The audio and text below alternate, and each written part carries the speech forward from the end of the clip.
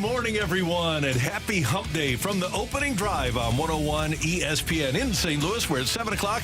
Time check brought to you by Clarkson Jewelers, an officially licensed Rolex jeweler, with Brooke Grimsley and Dan McLaughlin and Matthew Rocchio. I'm Randy Karraker, and it's great to have you with us. And don't even walk outside this afternoon, because we're going to have like a soccer ball-sized hail from the second alert weather center. Oh, wow. That's actually first alert, because I didn't realize that was happening today. It's first alert, sorry. It's a second alert weather day. Yeah, it is. We're going to have like monster hail here in St. Louis. What are you giggling for at the beginning of your because of the way Brooke was looking into her camera for our Air Alliance Team studio cam on YouTube. You can watch if you go to the YouTube and type in 101 ESPN STL.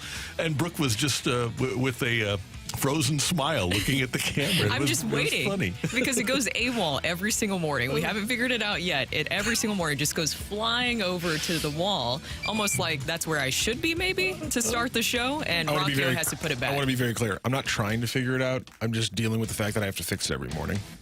Well, you are the engineer of the show. Yeah. Audio and video. I'm just chalking that up as that's just something we got to do in the morning. Here's what we got coming up. We've got the Blues POHO and General Manager Doug Armstrong coming up at the bottom of this hour at 7:30. So you want to tune in for that after he officially named the Blues interim coach Drew Bannister as the permanent head coach yesterday. Plus, Cardinal right-hander Big Game Gibby Jim will join us. That would be Kyle Gibson for the uninitiated. And he'll join us at 8:45 here on 101 ESPN. Cardinals with a heartbreaking, devastating loss last night to the Mets, and the loss is Wilson Contreras, who suffered a broken left arm on a catcher's interference play with J.D. Martinez of the New York Mets, and it was horrific to watch and hear and watch his response because he knew how serious it was. And the Cardinals lose the game 7-5, but that's secondary to what happened to Wilson Contreras. That is the big story of the evening, because what happened there in that whole situation in the second inning, if you didn't see it, it was just so painful to watch that whole situation play out. And with J.D. Martinez, I know that there was a lot of discussion on social media last night. He has done this before, coincidentally, with Wilson's own brother, William, prior. But what do you do in this situation? Because if you actually look at Wilson Contreras outside of his numbers at the plate this season, behind the plate, he's actually improved a lot. Pitch framing was a big issue last year. That has improved. But is the risk worth the reward to have him move closer to the plate when that is the result? Yeah, I want to look at that, and I've looked at it from a side view. It's incumbent on him to move back. I mean, if J.D. Martinez is way back in the box, which he is, and I appreciate what he's trying to do, which is to catch the low strike zone and to get it before the umpire sees it move a little bit more.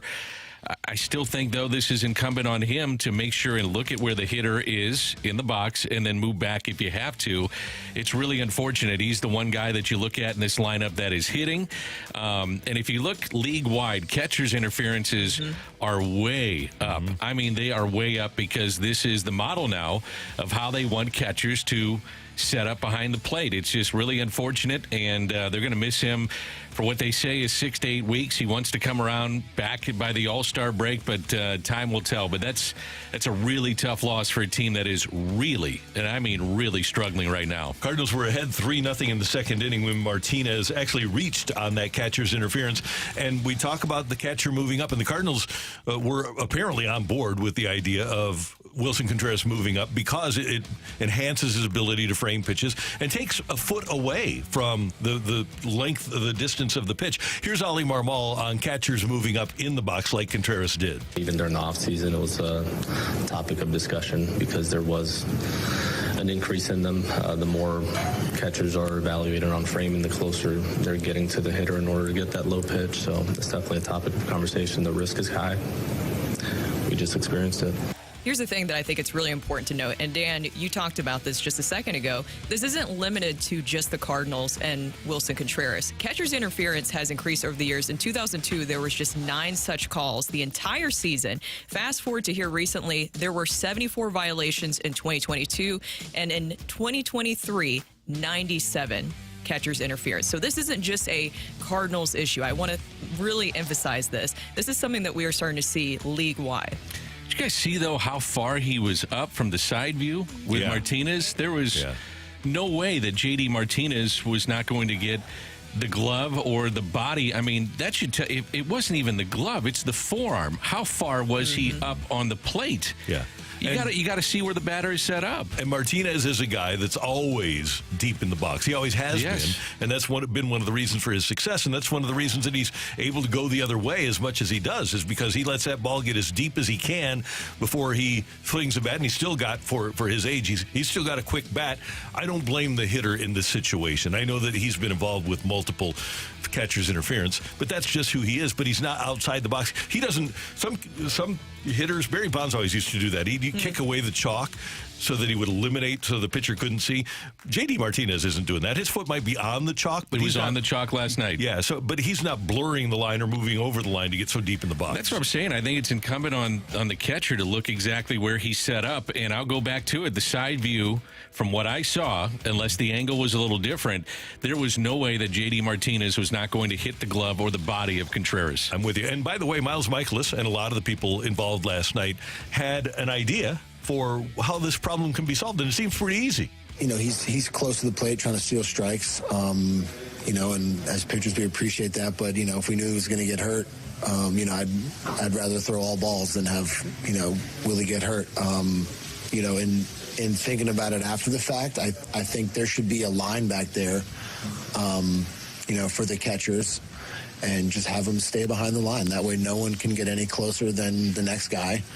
And if you put them back there in a spot that's deemed safe, and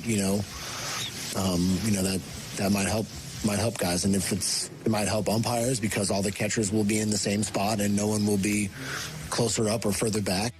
And go ahead, he's Brooke. 100% right there, because it's really not. The risk isn't worth the reward, which, as I mentioned, pitch framing has improved for Willson Contreras. You can look at his numbers this season, but moving closer to the plate to try and steal strikes, it's not worth it in that situation to lose Willson Contreras, who is the heart and soul of your team in many different ways, but especially for a team that is scuffling offensively, that is a huge loss for this team. The only thing I really agree with what he said there, because it's been a part of baseball forever, which is if a guy's up in the box, you move up a little bit further in the plate, and then vice versa with a guy that's back. But if you drew that line, maybe, I'm not saying it would be the case with everybody, but you'd have more consistency with an umpire calling balls and strikes. If you knew exactly where he was going to be, no matter if the player is 6'5" or 5'6", you have an understanding of where you're at in the strike zone and more consistency with where you set up with the umpire. I think that'll be interesting to watch. Miles Michaelis could not stand the prosperity of that 3-0 lead. He allowed 6 runs on 9 hits in 4 innings pitched. Didn't walk anybody, but struck out 3. But the thing with him, and he's always done a really good job of filling up the zone. 54 strikes among his 75 pitches. But, man, the pitches are in the strike zone, and they're hittable. I'm watching his curveball and not seeing the same curveball with Miles Michaelis that we've seen for many, many years, which was good. It was sharp. It's not sharp now. It's got a big hump in it. And I wonder if he's tipping that with how he's throwing it. And guys are sitting on that curveball and ready to do damage. And that's what he's seeing right now, is that he's seeing a lot of hard hit balls off the curveball. And if I'm picking it up, I'm sure other people are picking it up. But to me, it looks like he's telegraphing that a little bit. Again, I'm not a pitching coach.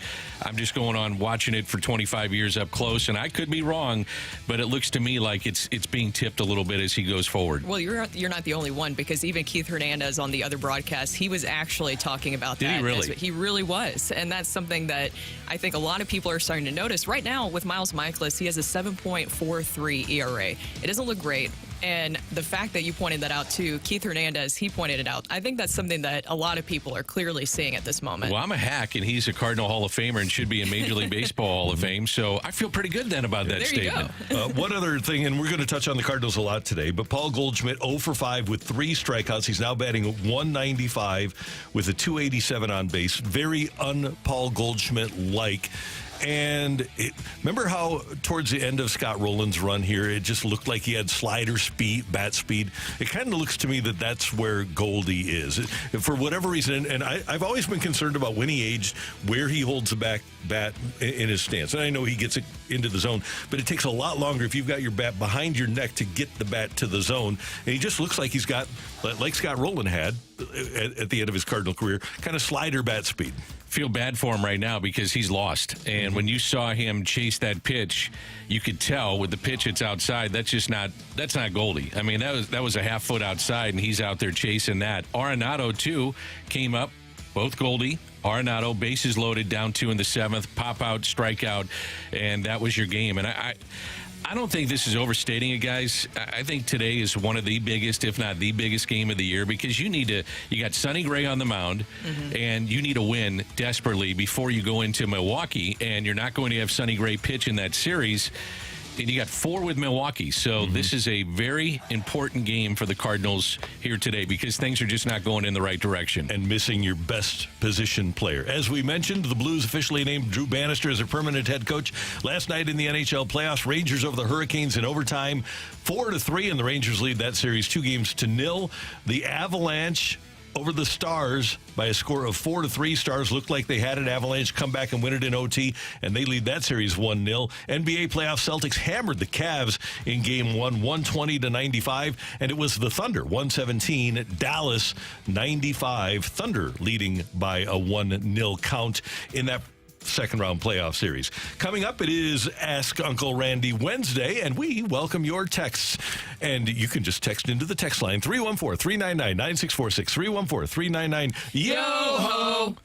You know, you didn't ask me to do this yesterday, and it went right over your head. I felt pretty good about it. But the Cardinals aren't winning, so should I change it? A little happiness here. Should I change it and not go with or should I keep going? I think we got to get it in here. All right. The only way they win today is if you do. Yo-ho. There we go. And that had a little emotion to it, too. Yeah. The game's 100% going to get rained out now. Ask Uncle Randy Probably coming right. your way on 101 ESPN.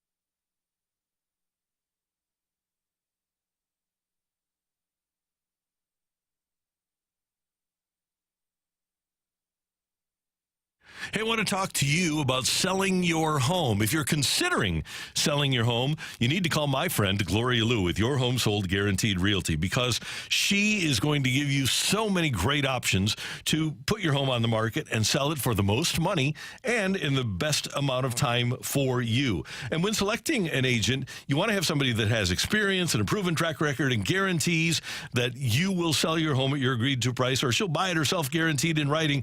And Gloria checks all of those boxes. She's been successful selling homes in our area for over 20 years, and she can do the same for you. Her name is her promise and says it all. Your Home Sold Guaranteed Realty. She has solutions if you want to have a fast sale with no hassles. She's got a 24-hour cash offer solution. That's a great option to consider. No showings, no costly repairs, and you pick the closing date. You always get the highest cash offer bid from Gloria's database of buyers in what she calls her cash offer bid box. Call Gloria at 314-325-6888 if you're considering selling your home, 314-325-6888, or visit GloriaHasTheBuyers.com.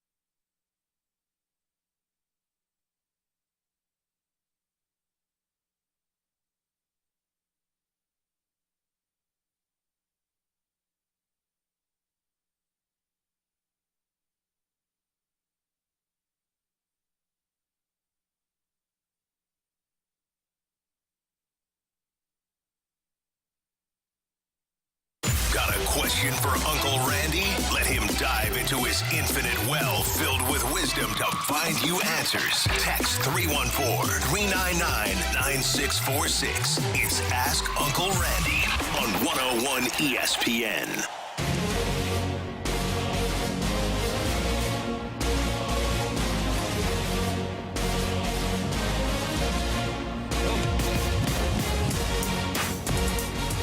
I've been around, you know. Sorry, I forgot about that. I was going to go Sunshine Lollipops for you kids. Jordan Walker has 6 hits in his last 4 games. He goes 2 for 3 last night. So in his last 4, he's gone 1 for 5, 2 for 5, 1 for 2, and then 2 for 3 last night. Still not a ton of extra base hits. He only has a double since he's been down back at Memphis, but his Memphis batting average is all the way up to 286, and his OPS is up to 781, or 751. So good news for Jordan Walker. I was watching his at-bats last night. He's still flying open, Randy. Mm-hmm. You know, the front hip is still flying open, and I just wonder at this level where command is much better if that is going to fly. So time will tell. I mean, you know, sometimes you get hits and they don't necessarily mean what it looks like for these guys at the plate, and sometimes you don't get hits and you're like, oh, that looks better. That's what we're looking for. Well, and for golfers, where does your power come from? It doesn't come when you open up, right? And that's what we're talking about with him only having 1 extra base hit. If his hip is flying open, that's going to affect his power. He needs to stay back. We'll see what happens. Yeah. All right, we welcome your texts. 314-399-9646. 314-399-YO-HO. Ask Uncle Randy Wednesday. Hump Day on 101 ESPN. Matthew, what do you got for us? Dear Uncle Randy, what's the best way to disagree with an usher that acts like Principal Trunchbull? This would be an usher at a ballpark? I believe so. I wonder what this disagreement is over. I wish I had a little bit more information here. Like if you're cursing and somebody has called the usher down and you've got 4 and 5-year-olds in the stands and the usher says, could you please stop cursing? Then you don't disagree. You be an adult. But if you have a legitimate disagreement with an usher, then it's a different story. But the best way to deal with people where you're a guest in their place is to defer and act like an adult. Who is the principal? Yeah. Principal Trunchbull is the character from the 90s movie Matilda. Yeah. You remember that? I don't think I've seen it. It's a classic, Really? and you should. It'll soften your heart. And you need to listen to a little Rusted Root. Was the principal a mean person? Yes. Principal Trunchbull took her girl up by her pigtails and spun her in the air and threw her. Very she nice. would put kids in a closet that had spikes in it. Ooh, I think that would probably get principal fired in 2024. Not in the 90s, apparently. Yeah. So I would like a little bit more context here as to what the disagreement was. So you did get some more context, a little bit though. So from that same number, from the 618, they yelled at my kids for being there with the whole first grade. Wow. Well, yeah, you should. I would go and calmly say, this is a group of young kids that are having fun at a stadium. This is why we have baseball. I think as an usher, as a former usher, I would listen to that. Now, again, I don't know if the kids are running around and being crazy. What? We are continuing to get updates. So another update, up and down the steps, having fun like kids. Okay, yeah. So, you know what? For the way the Cardinals are going right now, Yes, as an usher, that's a good point. I'm okay with that. Did you have any confrontations when you were an usher? Oh.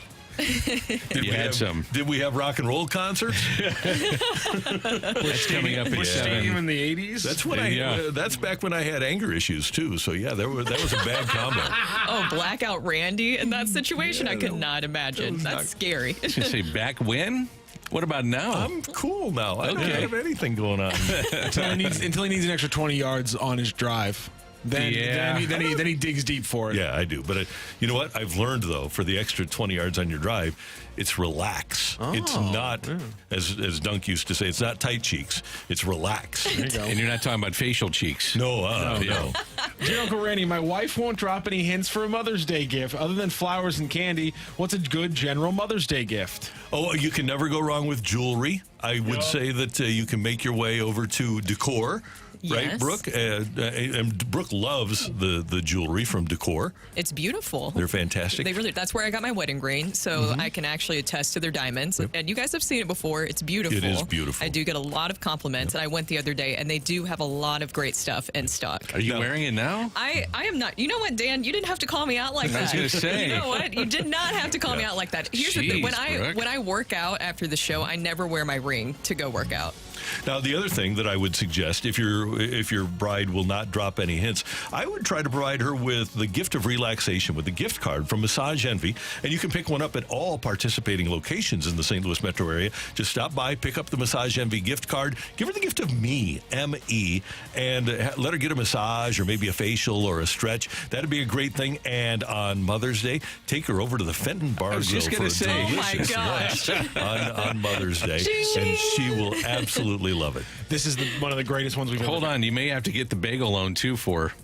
I'm just saying, you know. Well, and then also you have to go to Golden Oak Lending Lord also almighty. as well to look at that. This is and if you unbelievable. want to, you can go to the Face and Body Spa. You're talking about the gift of relaxation, Randy. Also, you can get her a facial over there. She can get her hair done, nails, all in one day It's your with a fault gift for being certificate. so good at your job, sales department. Ask Uncle Randy, with Mother's Day coming up, this is my favorite one ever. Ask Uncle Randy, with Mother's Day coming up, should I spend the day with my wife, who I don't have kids with, my own mother, or my ex-girlfriend, who is the mother of my only child? Oh, my. God, I love this. Okay, spend a day with. I would say that with your current wife and your mother, I would say that with all due respect to the mother of your child, that you make sure that child provides her with a nice Mother's Day gift. But I don't think that's the way you spend the day. I would say that your current significant other and your own mother, take them out for a brunch or a lunch or a dinner and spend the time with them. But you can't just choose one. You have to do both. And by the way, you want your mother to get along with your significant other. Can I throw something in there? Just a little wrinkle in this. What if the girlfriend, the mother of your child, and your current wife or girlfriend, whatever it is, what if they get along? Well, then that's a different animal. Wishful thinking. Dana. Although I don't think that that's a Mother's Day play. I think there are definitely, if they get along, there are situations in which you get them together. I don't think Mother's Day is the play, though. I think that's fair. 3 gifts. I Yep. think that's a safe bet. Randy, you're Yeah. right there. Because I'm assuming, did he say current wife or current girlfriend? Has Current she been wife. Yeah. Current Not wife. mother of his child, So though. I'm assuming she's being a stepmother. So you show her some appreciation there. You Right. make sure, as you mentioned, that the child gets a gift that you help with for your ex-wife, and then you have to do something for your mother. So that's 3 gifts. Enjoy. What about combining your mom with the ex-girlfriend, because then you're doing grandma gets to spend time with the kid, and you're wrapping that all in one, and then you get to spend some alone time with the wife. No, this is simplify, Matthew. I'm trying to narrow it to 2 things. Yeah. And keep the No. wife away from the mother-in-law. Uncle Randy, my neighbor's dog keeps pooping in the yard. I'm a new first-time homeowner. Should I care, and how do I stop it? Yes, you should care. And I think you can gently ask the pet owner that is your neighbor, could you please clean up after your dog? I think any rational person, Brooke, you and David pick up after Stevie, right? When you take Stevie for a walk. Well, we just let her, go to the bathroom in the neighbor's yard. Isn't that what everybody does? No, I'm kidding. Yeah. It's like, is this Sure, my this neighbor? wasn't No. you texting in. No, I'm kidding. Yeah, you do that. And but you ask, and then if they still aren't doing, that's when you become a passive aggressive neighbor. And Like then you you- start picking up and putting it in their yard. Oh, good idea. Or you just deliver some poop bags to Exactly. their house. Yeah. My That's kids want to get aggressive another always dog. And they should. I don't know, man. That would be 3 again. A total of 3. Having 3 dogs is a great thing. Got a 3-legged dog. I got Doug, who's 4 years old now, and now they want to get either Dennis or Fred. I like both of the names, and I like the idea of having I like 11 little paws tapping on the floor. What about after a rainy day like today? I don't think you'd like it then. Yeah, you know what? But what's the 3-legged dog's name again? That's Junior. Junior. Okay. Yeah. See, that's only that's only 75% of the work. You're going with this. You're terrible, I Randy. know I am. All right. Let's do one more. We got Doug Armstrong coming up, but let's do one more quick one. Dear Uncle Randy, should I get my pregnant wife a Mother's Day gift? 100%. This is a layup, my guy. Come on. Yes. really take care of her for Mother's Day. Yeah, because if ever there was a time where she might not be happy if she doesn't get her way, it might be with the hormones of pregnancy. So you just be as nice as you possibly can. Okay. Coming up next, the Blues have a new permanent head coach in Drew Bannister. Doug Armstrong, the Blues POHO and general manager, joins us to talk about him and more next on 101 ESPN.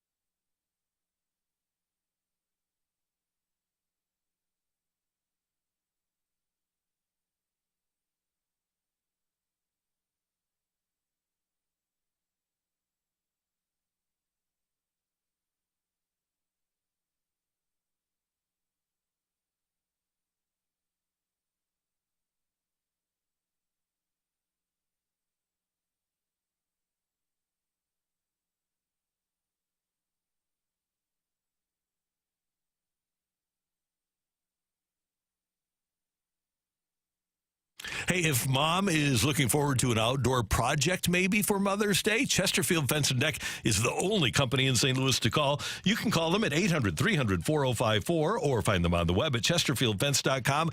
And they do a fantastic job of fences and decks, sunrooms, screen rooms. Maybe she wants a pergola, and it's a great way to go. And oh, by the way, you want a little deal? Mention Randy and the opening drive on 101 ESPN and get 20% off your next outdoor project with Chesterfield Fence and Deck. They've been rocking it in St. Louis for 56 years now, and they do great work. Great enough so that they've earned an A-plus rating from the Better Business Bureau and all kinds of great reviews from the work that they do. They got a Big 50 award featured in Remodeling Magazine to honor the top 50 remodelers in the country. You'll love working with their people because they're so friendly and so nice, and you'll love the product that you get from Chesterfield Fence and Deck. Again, the number 800-300-4054 on the web at chesterfieldfence.com. Chesterfield Fence and Deck, the sign you have the very best.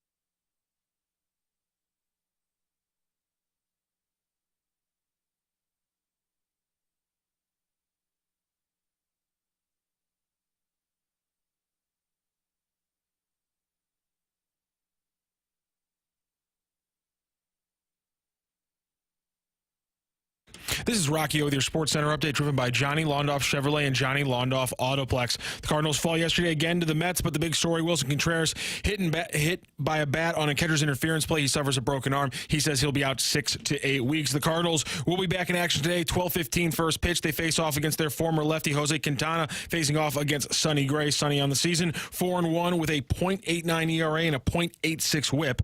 Also last night in the NHL playoffs, it was 2 overtime games. Rangers over the Hurricanes 4-3 and Avalanche over the Stars 4-3. Rangers lead their series 2-0. Avs take a 1-0 lead in their second round series. That is your Sports Center update, driven by Johnny Londoff Chevrolet and Johnny Londoff Autoplex. See them at londoff.com. Chevy, together we drive. Are you kidding me?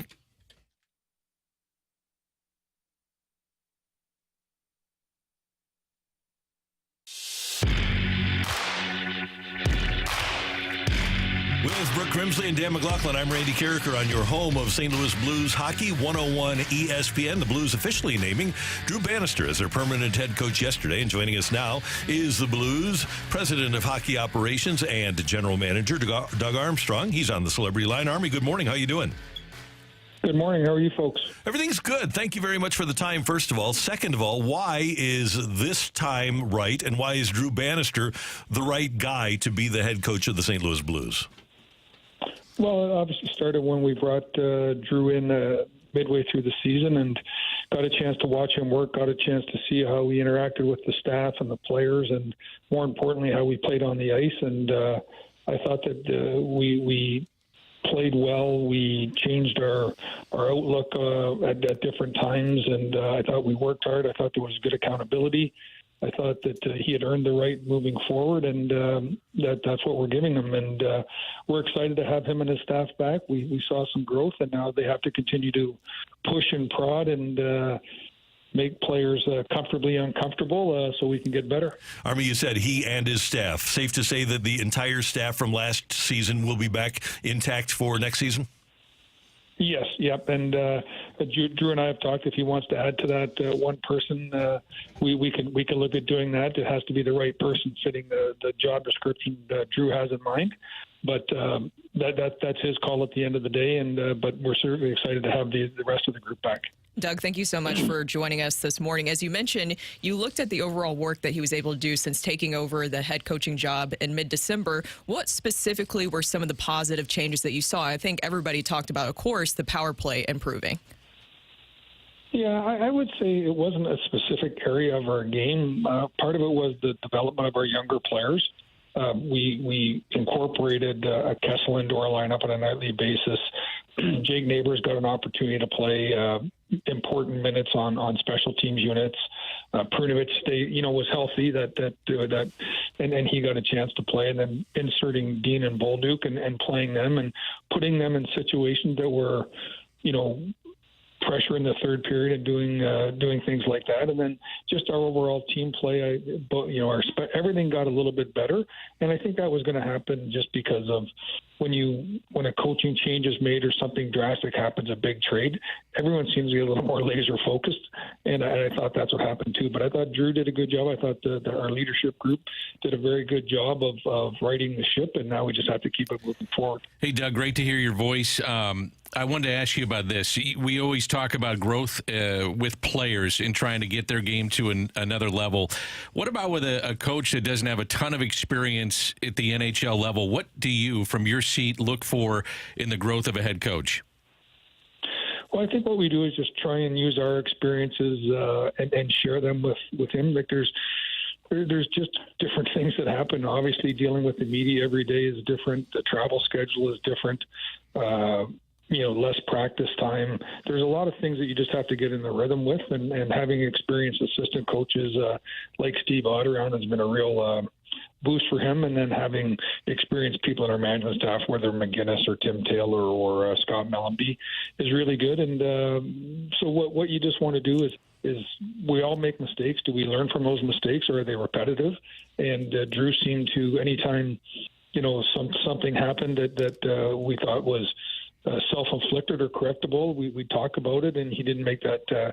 He made a different judgment the next time around. So, as I said, it's not a perfect science. Any of our jobs, what you try and do is do the best you can, assess what you've done, if it's right or wrong, and how you can do it better and move forward. I thought Drew did a great job at that. Army, when you promoted Mike Yeo and when you promoted Craig Berube, you said, and organizationally, you were in a window to win a Stanley Cup. I think any rational person can look at the team now and say that you're on an upward trajectory, but this is probably not, at the moment, a team that's in a window to win a cup. How different is the coach hire when you're in that window to win as opposed to now? Well, I think that ultimately Drew's going to want to come in, and the players that are here today, they want to win. If you're a veteran player or a younger player in the NHL, you're competing. You want to win more than you lose, and you want to make the playoffs and see what happens. And so that has to be their focus. But one of the things like when you bring in a Ken Hitchcock for say years ago, like we been through some trials and tribulations. We had a really good team that was ready to start moving forward, and he was able to play the players and the right players at the right time. And we want to just make sure that if you bring in an experienced coach, let's say with 1,200 games now, and he's looking to take a team in deep in and win a Stanley Cup, that quite honestly, it doesn't gel with implementing young players. It just, the natural tendency is to go with veterans, bring veterans in. And what we want to do is have a marriage of both. Now, the opportunity for young players is there, but if they don't grab it, then you revert back to what does work. And so it's a tough balance for a coach, because you're asking him to basically, walk two different paths, but that's where we're at as an organization. And for us to get better, we have to have our veteran players have to play well. They have to assume control of the team, and our younger players have to support them. And over time, there'll be a transition where the younger players, and you see it now with Thomas and Kyrou, they have to support the veteran players, the players in their 30s. That's just the sort of the ebbs and flows of hockey, and we just need to find that proper balance. I'm assuming that you, of course, went through a re-interview process with Bannister in this, and probably talked to the players as well about Bannister and the changes that they saw after he took over. What did the players say about Bannister and the reaction to his hiring and making it official? Yeah, I guess I didn't. I'm sort of the school, like owners own, managers, coaches coach, and players play. So I got to be honest. I don't ask the players a lot on situations like this. I'm around enough. I can observe. I know what I'm seeing. But there has to be guidelines and rails on certain things, and this was a management hire 100%. But the players respect Drew. Obviously, they played well for him, but this isn't a committee or an organization.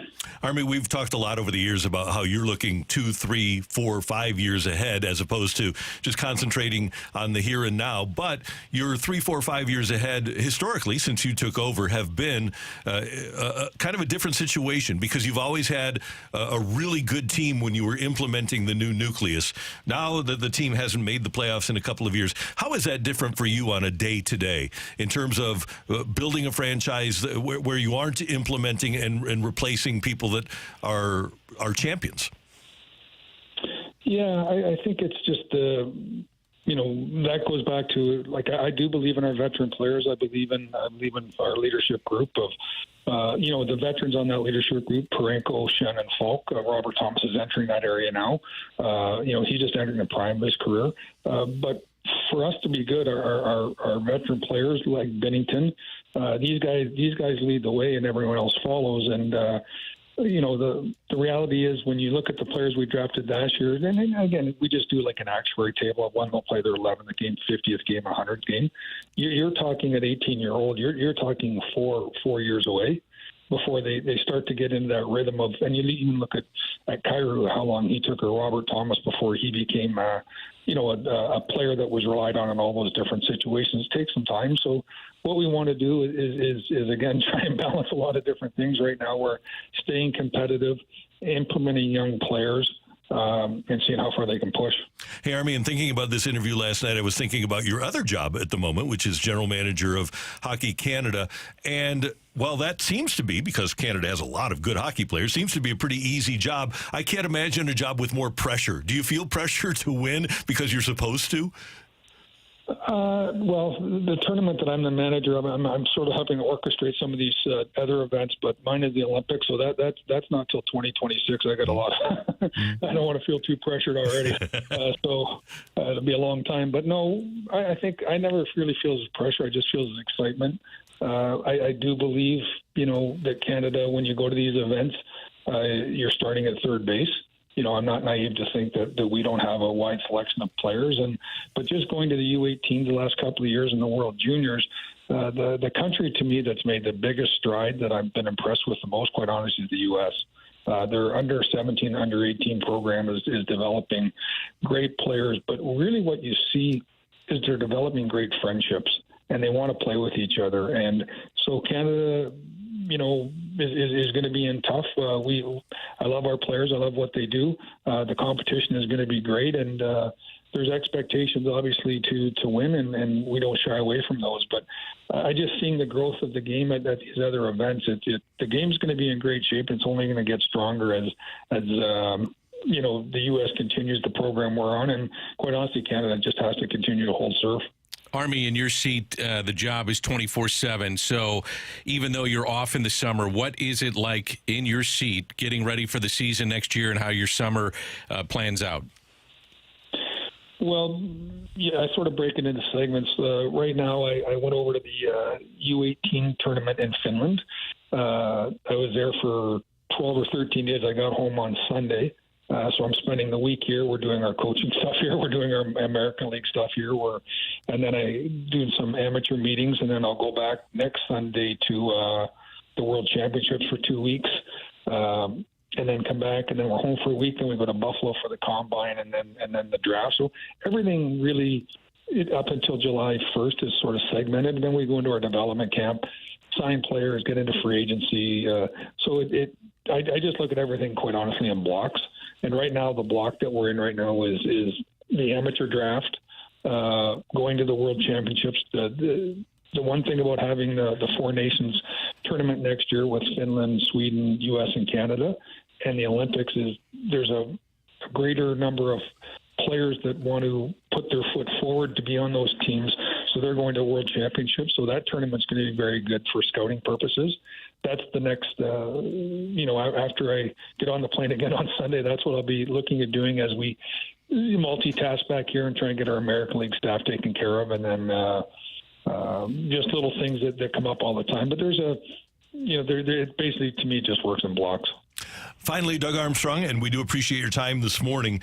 For the last 30-plus years, ever since the Blues signed Scott Stevens back in 90-91, the Blues have been known for big splash moves, and you've made your share of them. Would it surprise you if there was a big splash move for the Blues this offseason?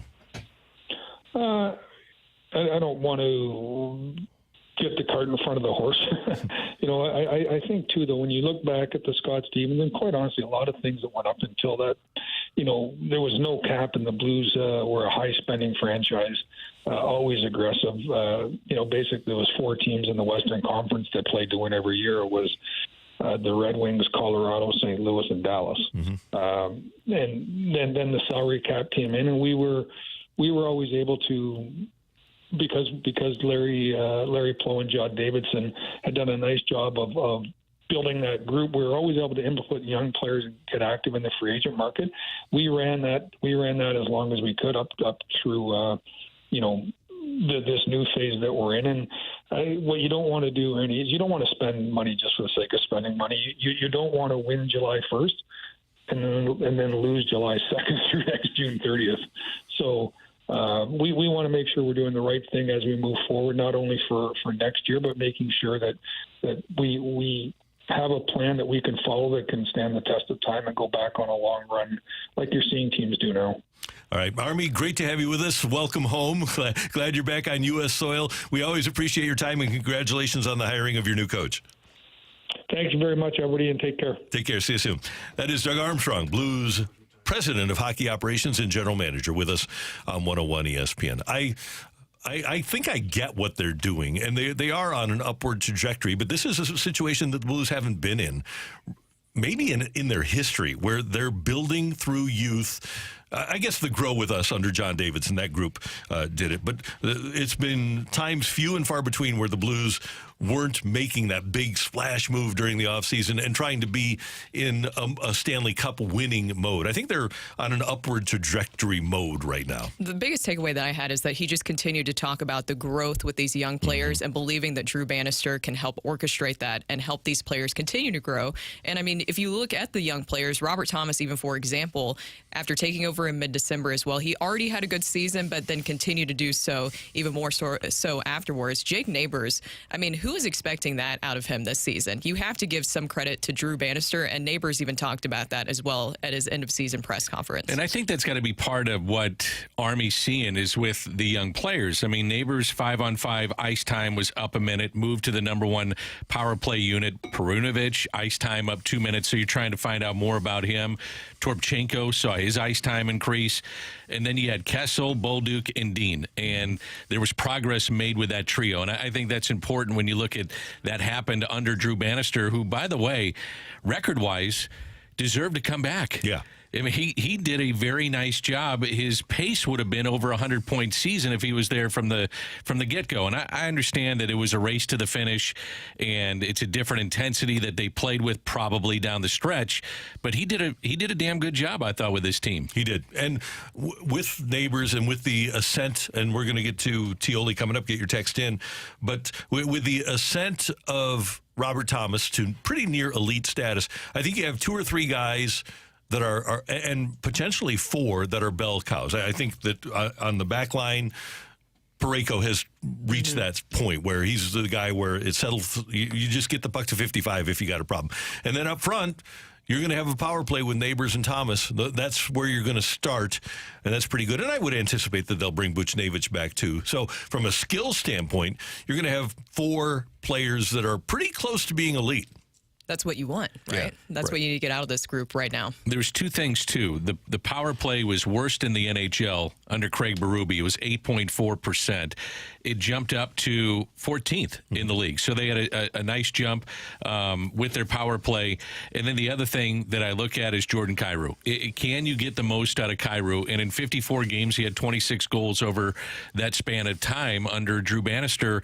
We know about the issues that were probably there, underlying issues with Craig Berube. So Jordan Kyrou is not going anywhere. I mean, Doug has made that very clear. And if you can get the most out of him with this head coach, I think that's something you have to look at as well. Post All-Star break, Kyrou is on a 45-goal pace. Exactly. So that's what you hope that you can get out of him.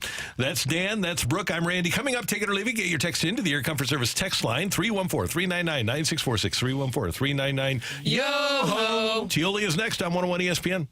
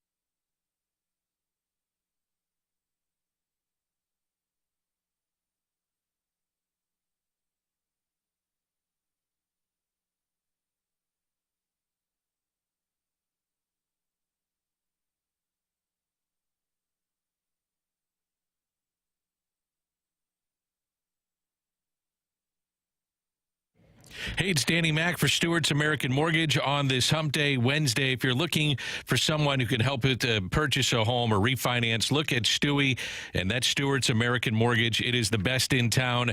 He joins us now. And Stewie, what's going on with market fluctuation right now? Danny, this is a situation. Customers that are ours. We watch the markets for you. That means that when the rates drop a little bit, we take advantage. There are reports coming out every day. Inflation's going up, inflation's going down, and interest rates are going up and down like a seesaw. So you have to grab it when the opportunity is. We have an ESPN listener. They had a higher interest rate. Rates took a dip for 2 days, just 2 days. But because they're customers ours, we watch it for them. We grab the lower interest rate, and they're refinancing, saving $100 a month for free. So if you're a customer of ours, we're going to watch out for you. We don't expect you to sit there and watch the market every single day. Well, if it's a new home you're looking to purchase, Stewie will get you to the closing table fast. Try 10 days. He'll get you the best interest rate possible. And he also has the bagel loan. You hear about that on 101 ESPN all the time. That can help you out, too. What's the bagel loan? If you borrow $200,000 or more, there's no underwriting fees, no appraisal fees, no title fees, no lender fees, no closing costs. Any questions? Call him right now. He's on his cell phone, 314-324-4440, 314-324-4440, or you know what to do. Google the bagel loan. NMLS number 226715.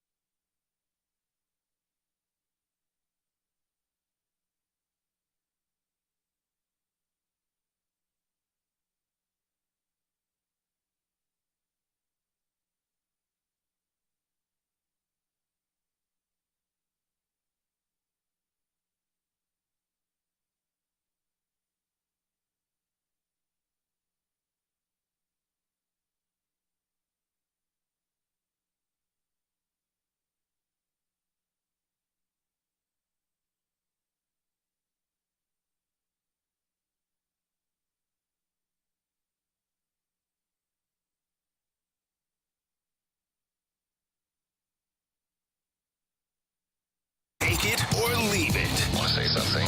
We put it out there. If you like it, you can take it. If you don't, send it right back. Get your text into 314-399-9646 and give us your take it or leave it. Brought to you by Gloria Lou Realty. Visit GloriaHasTheBuyers.com and start packing. That's my final offer.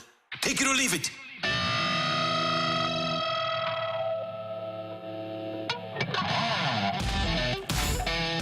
We want your texts, and we have Tioli. Take it or leave it. When Wilson Contreras was grabbing his left arm last night, you were grabbing your left arm. Oh yeah, take it. Yeah, it felt like you could, well, obviously not feel the full pain that he was going through, but that just looked absolutely awful. It hurt me just to see it. You feel awful for him because if you look at his pitch framing metrics, they are so much better than a year ago, and he made a point to work on this in the offseason. I know the coaching staff got to him, traveled to go see him, got on the same page. He was open to it. Obviously, the coaching staff was open to it, and he had worked his tail off to be a predominant catcher in the game, and he was and is with what he's done at the plate and then behind the plate. Give him a lot of credit for how hard he's worked and the coaching staff to try to get him to this point. But to your point, Randy, yeah, I think we all grimaced around St. Louis for a number of reasons. One, it looked like it just was awful and it hurt. But the other thing is, you know how important he is to this team, and that's a big loss. He's your best position player, so that is a huge loss. I'm going to take it as well, Randy. So I'm also going to stick on the subject here of everything with Wilson Contreras, but I'm going to look at Ivan Herrera. Take it or leave it, Ollie Marmol needs to do a Dick Vermeil type speech where he says, we will rally around Ivan Herrera, much like in the past Dick Vermeil did with the whole Trent Green and Kurt Warner. You like that? Take it, yes. Take it, yeah. Could be a little much Yeah. to let's rally around Ivan Herrera. Let's rally around Matt Carpenter. He's coming back, too. So they've got some guys that are going to get some playing time here moving forward. I couldn't believe it when I saw this. Austin Rivers said, quote, I can take 30 players right now in the NBA and throw them in the NFL. You cannot take 30 NFL players and put them in the NBA. Take it or leave it. That's ridiculous. Take that. Yeah. I'm going to take it. Yeah, there's number one. I don't know if you could find 30 NBA players that could play in the NFL. Pretty physical sport. And I also really question whether or not if you could do one, then you could do the other, because there's a lot of really athletic people in the NFL. I would say this: the first time that they go over the middle as a tight end and get popped, and they say, "You know what? I've had enough. Yeah, I got hit a little too hard. I don't think I want to be a part of this." So I look at it that NFL players might make some great tight ends, and probably some would, but to have 30 guys that could do that, no chance. They'd no all be chance. tight ends, right? Or what other position? Defensive end. I mean, there'd be a lot of. I mean, there's a lot of 6'2", 6'3" guys in the NFL, in the NBA. Those guys would be pretty good wide receivers. Allen Iverson would have been an unreal running back. Unreal. Until he got broken. Darren Sproles survived. Broken in half. Darren Sproles survived. Come on. Darren Sproles weighed 210 pounds. He was thick. You're right. Yeah, I think Allen Iverson weighed 160. He played quarterback too, not running back when he was exactly. He was an all-state quarterback though. Yeah. Randy Moss is a great basketball player. And he's 6'4", 220. There's a lot of guys in the NBA. Well, there's not a lot of 6'4" guys in the NBA that are 220 is the thing. A lot of 6'4" guys in the NBA are 200. Randy was 6'4", 220. And like that's a big bit of muscle mass when it comes to actually getting popped. Now he didn't go over the middle either though. I remember before that playoff game against the Vikings, and I said to Charlie Army, "How are you going to stop Moss?" And he said to me, "Just watch. We'll hit him once." He said he won't want to play anymore. And that's exactly that. Yep. Until it was 49-17, and then he wanted to play again. Yeah, well, things happen like that. Yeah. Things happen like that. All right, Matthew, what do you got on the text line? Take it or leave it. We are in the midst of a decade of Cardinal baseball sadness. A decade. I would believe that. Decade. Are they saying like starting? This is going to be the start of a decade, or that we're in the midst of this decade? I mean, I guess in their opinion, it'd be year like probably 3 or 4. But you go on 100 games, so I think it's a rough stretch. Year 2. That's fair. Last year, probably an outlier. Haven't won a playoff game in 7 years now? You know, one of the things we have to remember, it's May 8th. I know that people don't want to hear that, but it's May 8th. You could go into Milwaukee, sweep the Brewers. I know that's tough to do. They came to St. Louis and swept the Cardinals, and then all of a sudden you have a different feel about this team because you're 2.5 out instead of being 6.5 right now. Just something to throw out there. It is 2024, correct? It is. In 2015, the Atlanta Braves went 67-95. In 2016, they went 68-93. In 2017, they went 72-90. And they've had a pretty good stretch since then. It is 10 years is a long time in sports, and things can turn around very, very quickly. Let's take a look at the Baltimore Orioles. When's the most recent time the Orioles lost 100 games? They lost 3 years ago, maybe? They're one of the best teams in baseball. They lost 100 games in 2021.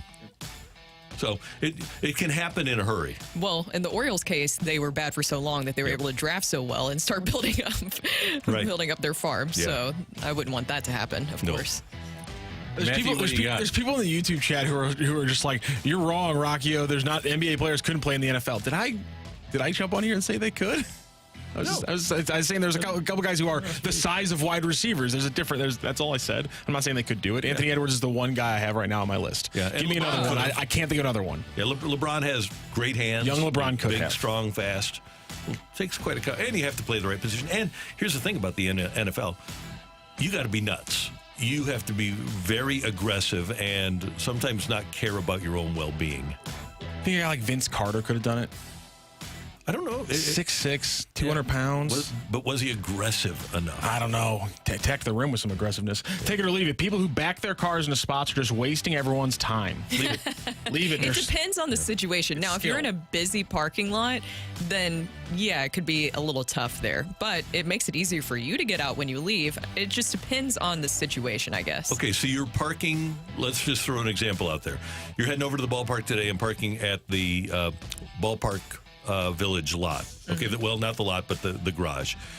Do you want to back out with 5 million cars lined up? Exactly. Or would you rather back in and then front into the traffic? Hey, I had a question for you. When you were an usher, where did you park?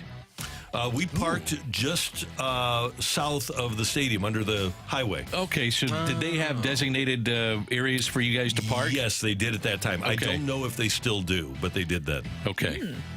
Yeah. All right. It was easy. It was, a couple blocks away. It was good. Take it or leave it. Army is planning for Otter to be the future head coach of the St. Louis Blues. I'm going to leave that. I think if Otter was going to be the future head coach of the St. Louis Blues, he'd be the current head coach of the St. Louis Blues. Now, I thought what was interesting is that he said he was in Finland for a couple of weeks, and that maybe is why he prolonged this. I was thinking he was waiting for Jim Montgomery and his future, but maybe it was because he was in Finland, and that's what maybe he had this all in mind, that he was going to do this anyway, that he's going to bring back Drew Bannister, who on a 2-year contract and with a rebuild, it makes sense to bring him back. And then when you feel like you're ready to make that turn is when you think either Drew Bannister is the right guy, or you go out and get another coach. And these veterans are now veterans, I should say, Thomas, Kyrou, and then other young kids have a year or two under their belt, and that's when you potentially would make a move. But right now, it's Drew Bannister, and it's a chance for him to show what he can do. I still don't think it's a coincidence, though, that conveniently that this happens right after the Bruins advance past the Leafs. I think the timing-wise that Montgomery probably was at least one of the guys that he was looking at. I kind of think so, too. Yeah. And when asked yesterday about the timetable, why now, Army did say, I would say the last couple of days, which Jeremy Rutherford, I think, aptly notes, which will lead to a lot of fans connecting the dots. And I think that's safe. That's fair. Yeah. So, Matthew, thank you, sir. Are you ready? And thank you very much for your texts. We do appreciate them. Coming up, after missing the playoffs and getting off to a bad start, the Blues fired Craig Berube. After missing the playoffs and getting off to a bad start, are the Cardinals in a similar situation? That's next on 101 ESPN.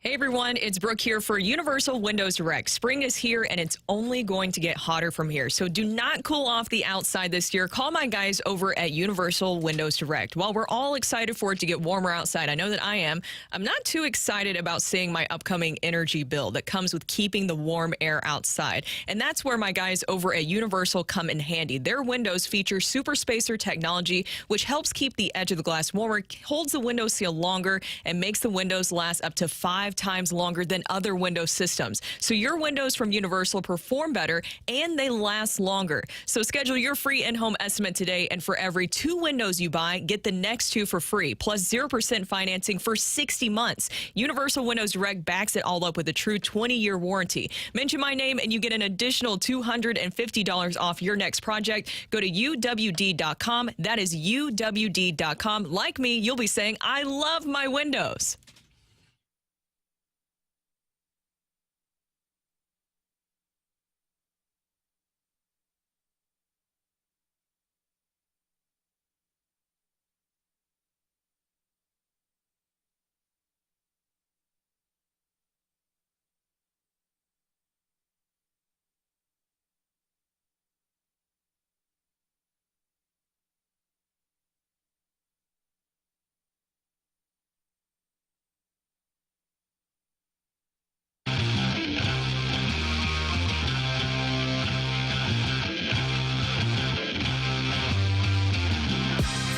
In St. Louis, your time check brought to you by Clarkson Jewelers, an officially licensed Rolex jeweler. Brooke Grimsley, Dan McLaughlin, Randy Karraker. Great to have you with us.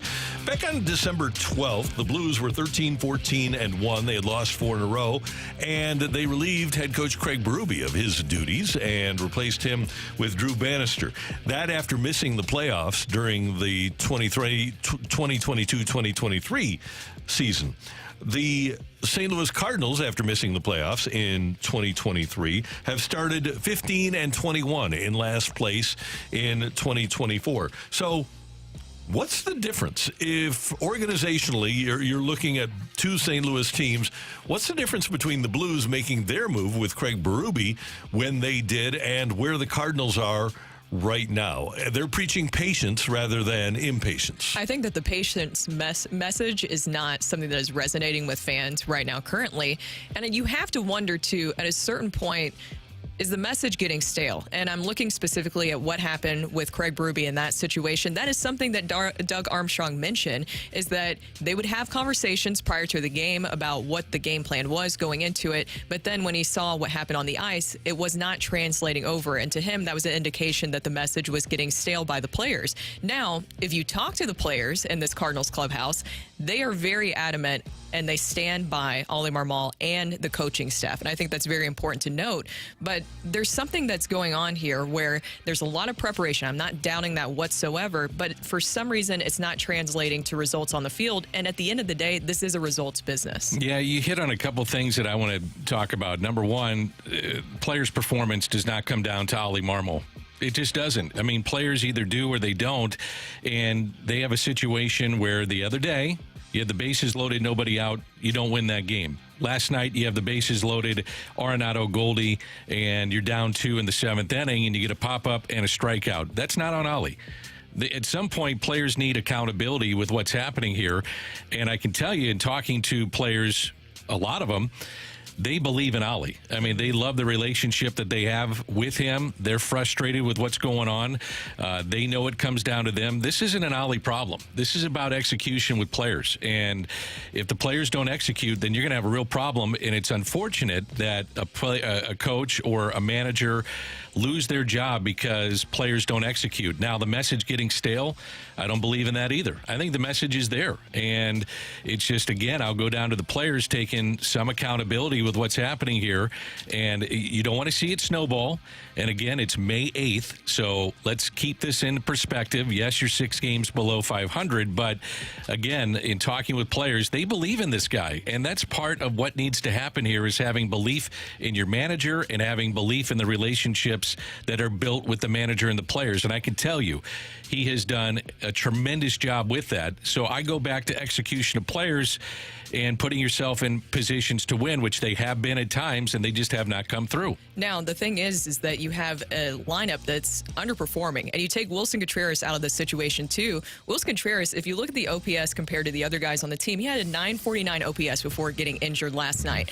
There's a stark difference and drop-off from the other guys after that. After that, everybody's in the 600s, around that range. Nolan Arenado, 700s. So you have to have improvement there. When I look at that regression, I start to wonder what exactly is going on. Now, Do you guys think that another manager would be able to get the most out of this group? Because I think that's the other part of this conversation. Let's just say Mike Schilt. Would he be able to get the most out of this current roster and team right now? My problem is I don't know what the most out of it is. I do think there are other managers. I think there are such thing as good managers and bad managers. I don't think it all comes down to players. I understand that good players make a good manager, but I think there's a reason that people like Tony La Russa and Whitey Herzog are in the Hall of Fame, and Lee Elia is not, because I don't think that he was able to get out of his players what those guys got out of theirs. So I do think a guy like Madden, who's done it before and who has enhanced the quality and the production of his players, I think that would be a benefit. I don't think that this group of players is being maximized. I think there's more there for somebody to get out of this group. You started the segment talking about, making changes or whatever the case may be. What can Ollie do with Nolan Arenado, who's 34? I don't see. Nolan Arenado knows his swing, knows himself better than anybody else. Goldie, same thing. Regression with some of the younger players. Maybe they've been pushed too much, too soon, too early to be at this level, and this is going to be a learning experience for them. I just don't see how the manager, it comes down on him and solely on him in this situation. I disagree with you, Randy. I think it comes down to players, and we can disagree all day. Yeah. That's part of talk radio, but I think it comes down to players' execution, and at this point, it just hasn't been there. And I go back to the Phillies a couple of years ago. They were 10 games under 500 when they replaced Joe Girardi with Rob Thompson, and those players said that he put us in positions to win, and Girardi apparently was not doing that. I just still think it comes down to execution. When you're 36 years old, and maybe this is some of the regression here with Goldie, 34 with Arenado, maybe there's regression here, usually mid-30s, non-steroid era. You're going to get that, and it's unfortunate that Contreras gets hurt. Tommy Edman isn't playing. You're starting a kid that shouldn't have been in the major leagues at the beginning of the season, and Victor Scott. Nootbaar wasn't here. You may have rushed him back because you needed to out of necessity. So there's some things that are out of his control at this point in the season. I think you're just starting to see some of the frustrations boil over from fans, but also with the players. You can just tell that they're pressing right now. And it does, to your point, Dan, go to execution, especially from your big guys. And that's looking at Nolan Arenado and Paul Goldschmidt, because they are the ones who are supposed to lead this team offensively, and they haven't been able to do that, especially Paul Goldschmidt. He looked not great last night. I was trying to think of a nicer way to put it, but honestly, what else can you say at this point? 3 strikeouts, especially that final at-bat, that was just such a bad look. And that is, in that moment, on Paul Goldschmidt, because what can Ollie Marmol do in that situation? But outside of the veterans, you also have to look at the body of work of developing these young players. And that's another thing that I worry about is, are they maximizing these young players enough? Are they getting the most out of them? Or is there just too much analysis going on that it's really paralyzing these young players? I think, though, when you looked at this season, you were hoping that those guys could be sprinkled in and be support players. But it had to come down to, and has to come down to, your big players performing. That's what this offense is predicated on. And right now, Goldie is so in between in not trusting what he's seeing at the plate. And when you see him chase a ball out of the zone like he did last night, that's a problem. I think their approach in terms of a 2-0 pitch, 2-1 pitch, 3-0, 3-1, and maybe you're letting them loose on 3-0, letting a lot of strikes go through. And that's kind of guys that are pressing. To your point, Brooke, momentum is a real thing in baseball. And I just think that right now you're watching a club collectively, offensively pressing, because they know. They know that this is not going in the right direction. You're losing games and losing games at home. Believe me, they're feeling the pressure, and you're seeing that at the plate. So I think what we have to, at some point, though, reach a conclusion. And yes, it is May 8th, but either it's the leadership or it's the players. If they aren't winning, and they haven't won now for 2 years, there's got to be a reason. It's either good players that aren't getting maximized, or it's a good leadership with bad players.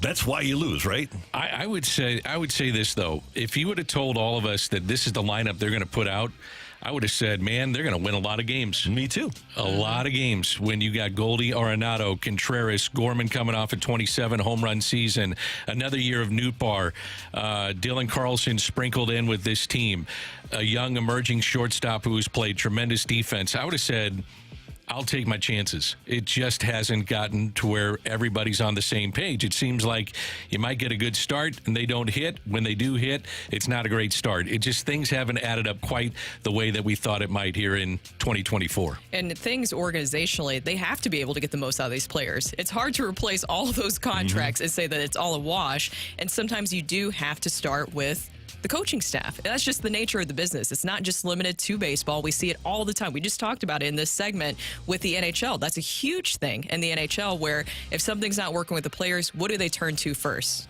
Yeah, the coach all the time, right? And it's an out. It's eyewash to me with some of these guys. I mean, you can change hitting coach, you can change pitching coach, you can do all that stuff. It's eyewash.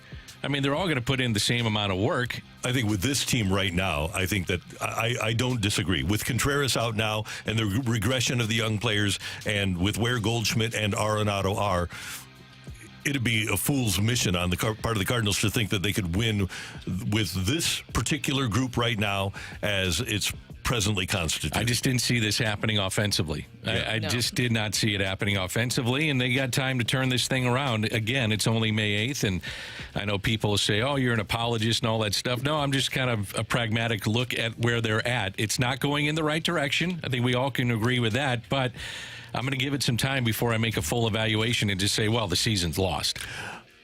I say the season's lost. I'm a bitter, old, negative. You're a 61-year-old bitter man, Randy. It does feel bleak, though, when you still look at things off. I mean, just being realistic. I don't have if you much look at time things left, offensive, no, I I'm not see talking him about win. you, Randy. Don't leave us, please. Why do you always do this to us? Don't go anywhere. Come on. My grandmother used to do that to me. Where I'm sorry to get off subject, but she would have a picture of her grave, and she would just every once in a while show it to me and be like, "This is where I'm going." I'm like, "Okay, thanks, Grandma." But you're here now. Let's not think about that. Really, no doubt. So don't do that to me again. Okay, we will not. Okay. Sorry about that. Next up, what do the Cardinals do at catcher moving forward? That's coming your way on 101 ESPN.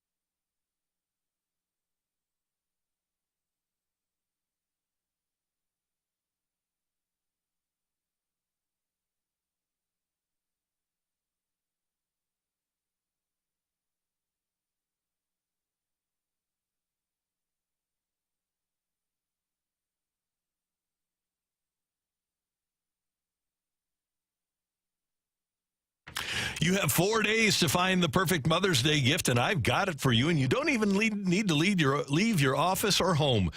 Here's what you do. You go to mysoundstory.com and find the easiest and most special gift that your mom will ever get. Sound Story is a professionally produced hour-long conversation, and your mom is interviewed by your choice of one of our professional interviewers, including Tim McKernan or Anthony Stalter or myself. And now you and your siblings can go in on a gift certificate for your mom and get her a sound story at mysoundstory.com. And now, until Mother's Day, 4 days away, enter the promo code ESPN and you'll get 10% off that Sound Story gift certificate. Purchasing a gift certificate, it couldn't be any easier. All it takes is a few clicks at mysoundstory.com and you'll have given the most thoughtful gift your mom will ever get. Preserve your mom's life story and her smile and her laugh. Save it for your family to enjoy for generations to come. Just go to mysoundstory.com and enter the promo code ESPN to get this Mother's Day special of 10% off a gift certificate for Sound Story. That's promo code ESPN at mysoundstory.com. Sound Story, for you, for them, forever.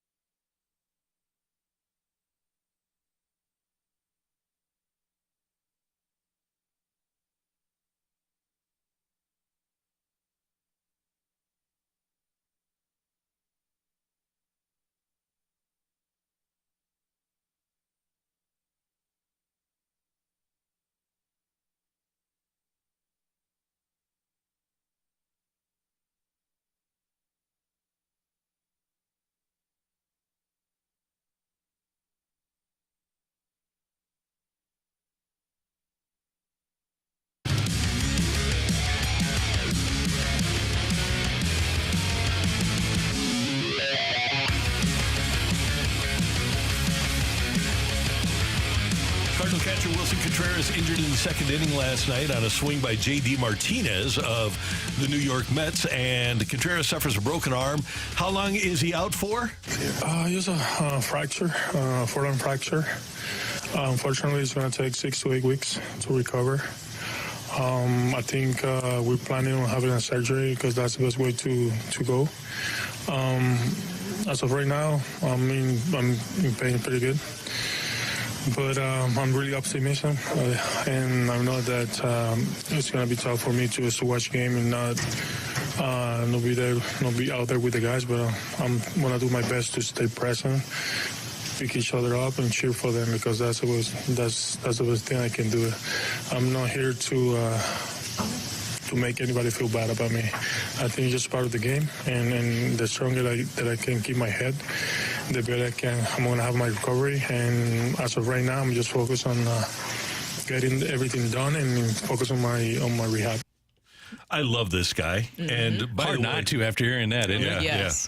Yeah. By the way, if you're talking 6 to 8 weeks, you're talking, and I kind of think it's going to be longer than that, but you're talking right after the All-Star break.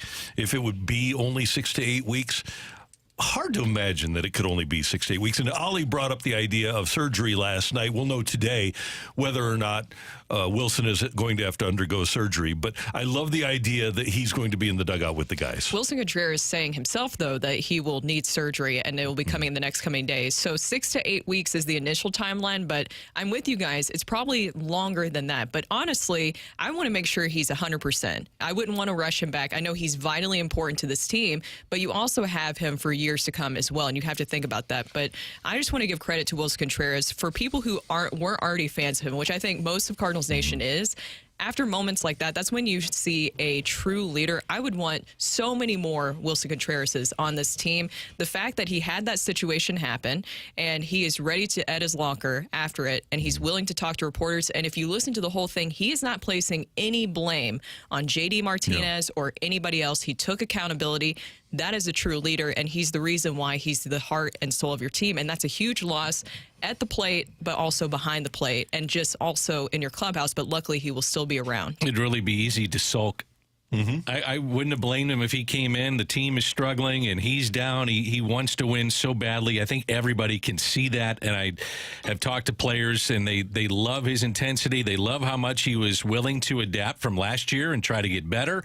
kind of humbling after signing a long-term deal and a lot of money, and he doesn't sulk. He's like, and Brooke, you're 100% right. He's trying to be there, be present for his team, and be there for his teammates. I'm sure he's going to help out the catchers like Herrera and Pedro Pajes, who will be brought up. My guess would be the emergency catcher would have been Brendan Donovan last night. I don't necessarily want to see him behind the plate, but hey, things happen where you got to do some crazy things in baseball, but give him a credit. I mean, that's leadership in a nutshell. Answering the questions afterwards, dealing with surgery and being there and being accountable and saying everything you possibly would want to hear from a player. I really respected him for what he had to do yesterday. And by the way, 8 weeks, knowing him, maybe he does come back in 8 weeks. No would kidding. Be July 2nd.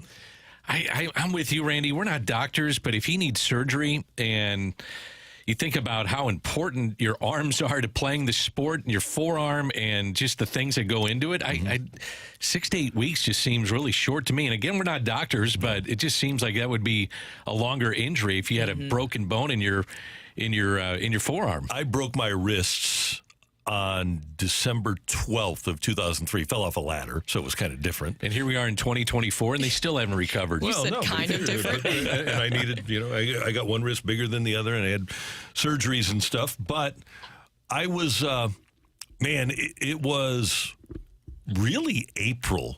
So you had January, February, March, basically 4 months for me. And I'm not an athlete. I'm not going to rehab every day like he is. But it takes time for bones to heal, and I hope it's just the forearm. I hope it's not a wrist, because wrists are really dicey. So especially with Tommy Edman. Tommy Edman, exactly. So hopefully, if it is the forearm and they can do the surgery and cast it up, maybe he'll be able to come back in 8 weeks. But it's hard to come back. Now, here's the other part of this. Then it's a huge loss for many different reasons, but also offensively. I mean, I talked about this earlier, but he has a 949 OPS. The next closest player to that is Nolan Arenado with a 741 OPS. We know that Wilson Contreras has been the only one consistently performing at the plate. What will this offense look like moving forward?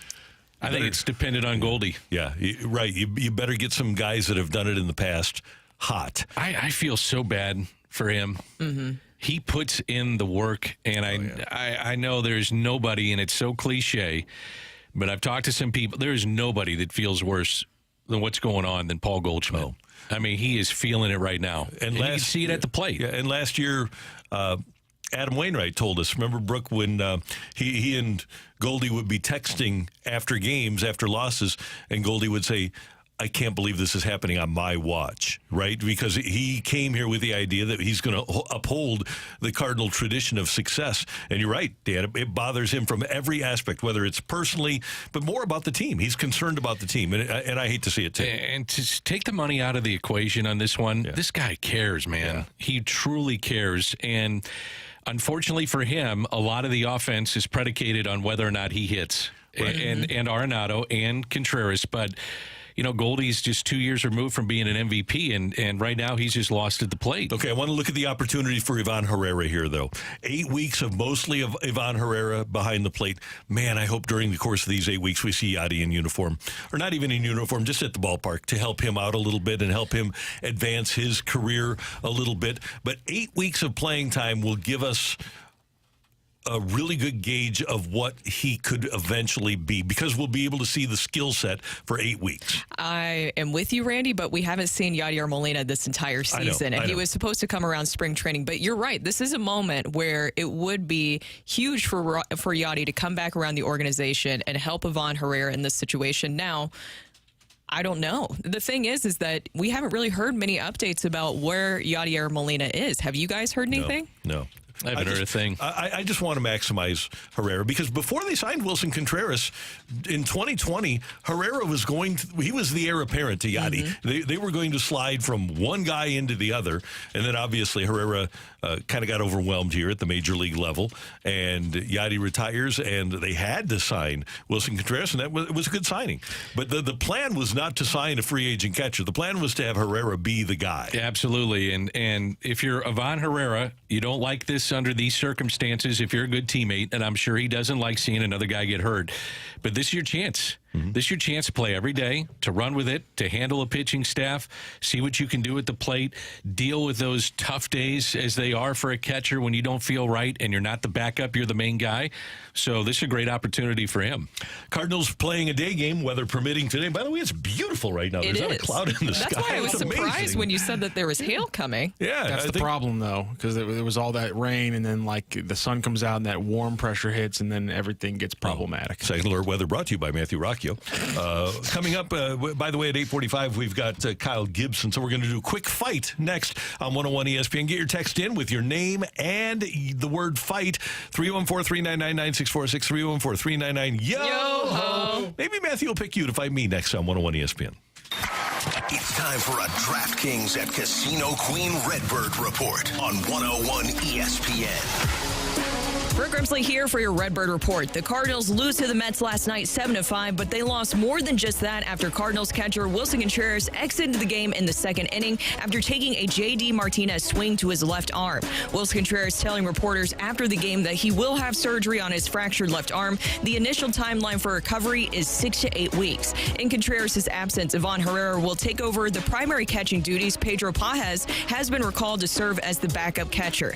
As for the game, the Cardinals hit 3 home runs for the first time this season, but could not overcome the Mets, scoring 6 runs in the 5th inning off of Miles Michaelis. Sonny Gray will try to snap the Cardinals' 4-game losing streak when he starts today in the series finale. First pitch is scheduled for 12:15. The Redbird Report is presented by DraftKings at Casino Queen. Play, stay, dine at DraftKings at Casino Queen.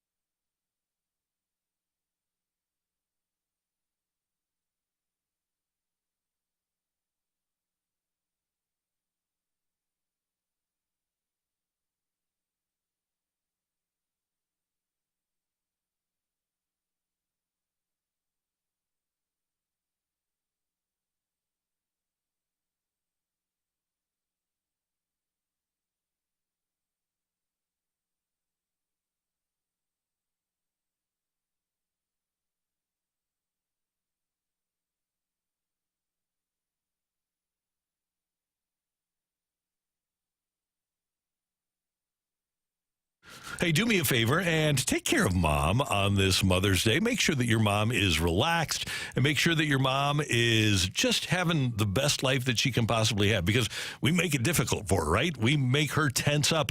Well, all you need to do is go to Massage Envy and get her some me time. That's M-E, Massage Envy time. She is the person that deserves relaxation the most. And sure, you can get her flowers. You're going to. You can get her candy. You're going to do that too. But what she really likes is some well-deserved me time. Time to enjoy a relaxing massage, customized facial, or that great total body stretch. It's a thoughtful gift that encourages Mom to put herself first for a change. With everything she does for you on a daily basis, why not give her a gift card to Massage Envy? All you need to do is visit your nearest Massage Envy franchise, and now through May 12th, you're going to be able to pick up that gift card and a special Mother's Day offer. Valid at participating locations while supplies last. Massage Envy, where better begins.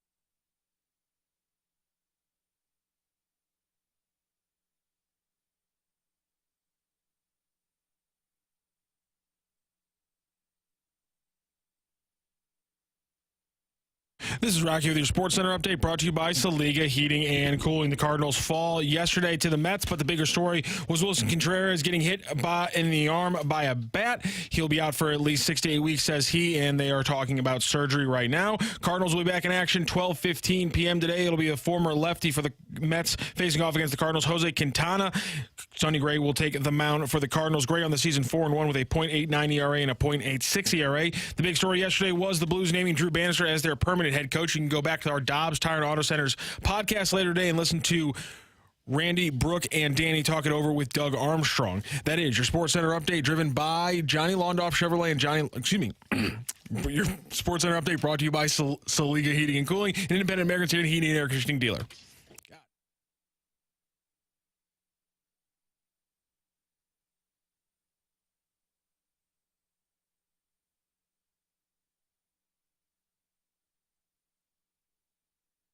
Listener, and in the blue corner, the undisputed king of morning drive, please welcome Randy Karraker.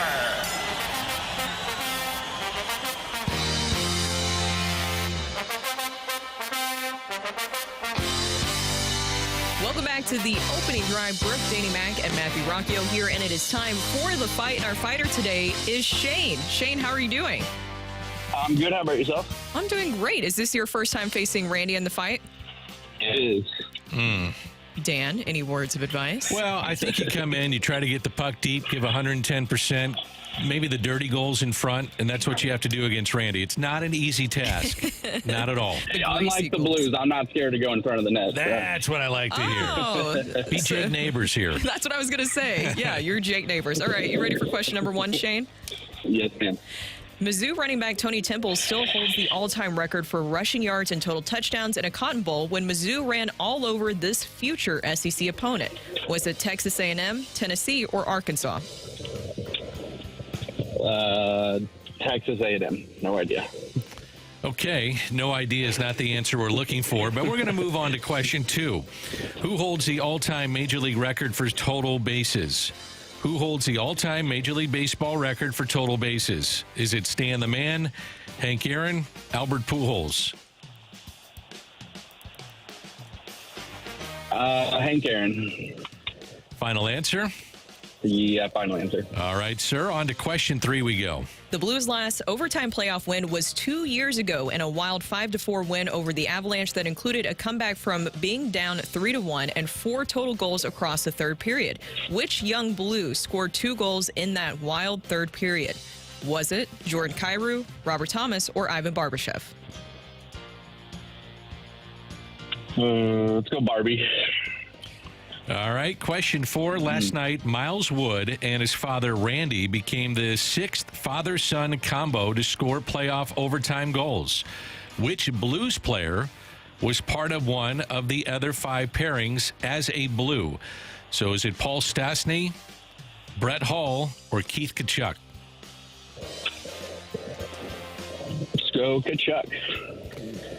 Okay, Shane, how you feeling? I'm going to go grab Randy.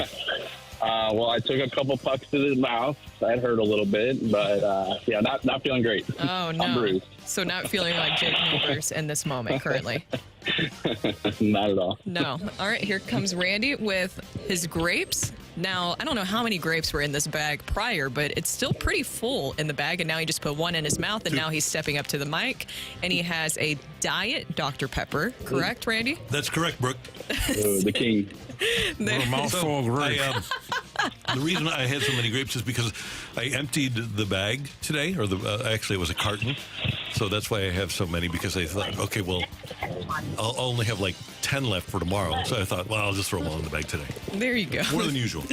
Say hi to Shane. Shane, good morning. Good morning, sir. How are you?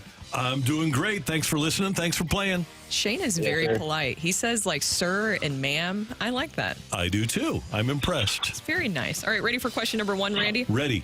Mizzou running back Tony Temple still holds the all-time record, for rushing yards and total touchdowns in a Cotton Bowl when Mizzou ran all over this future SEC opponent.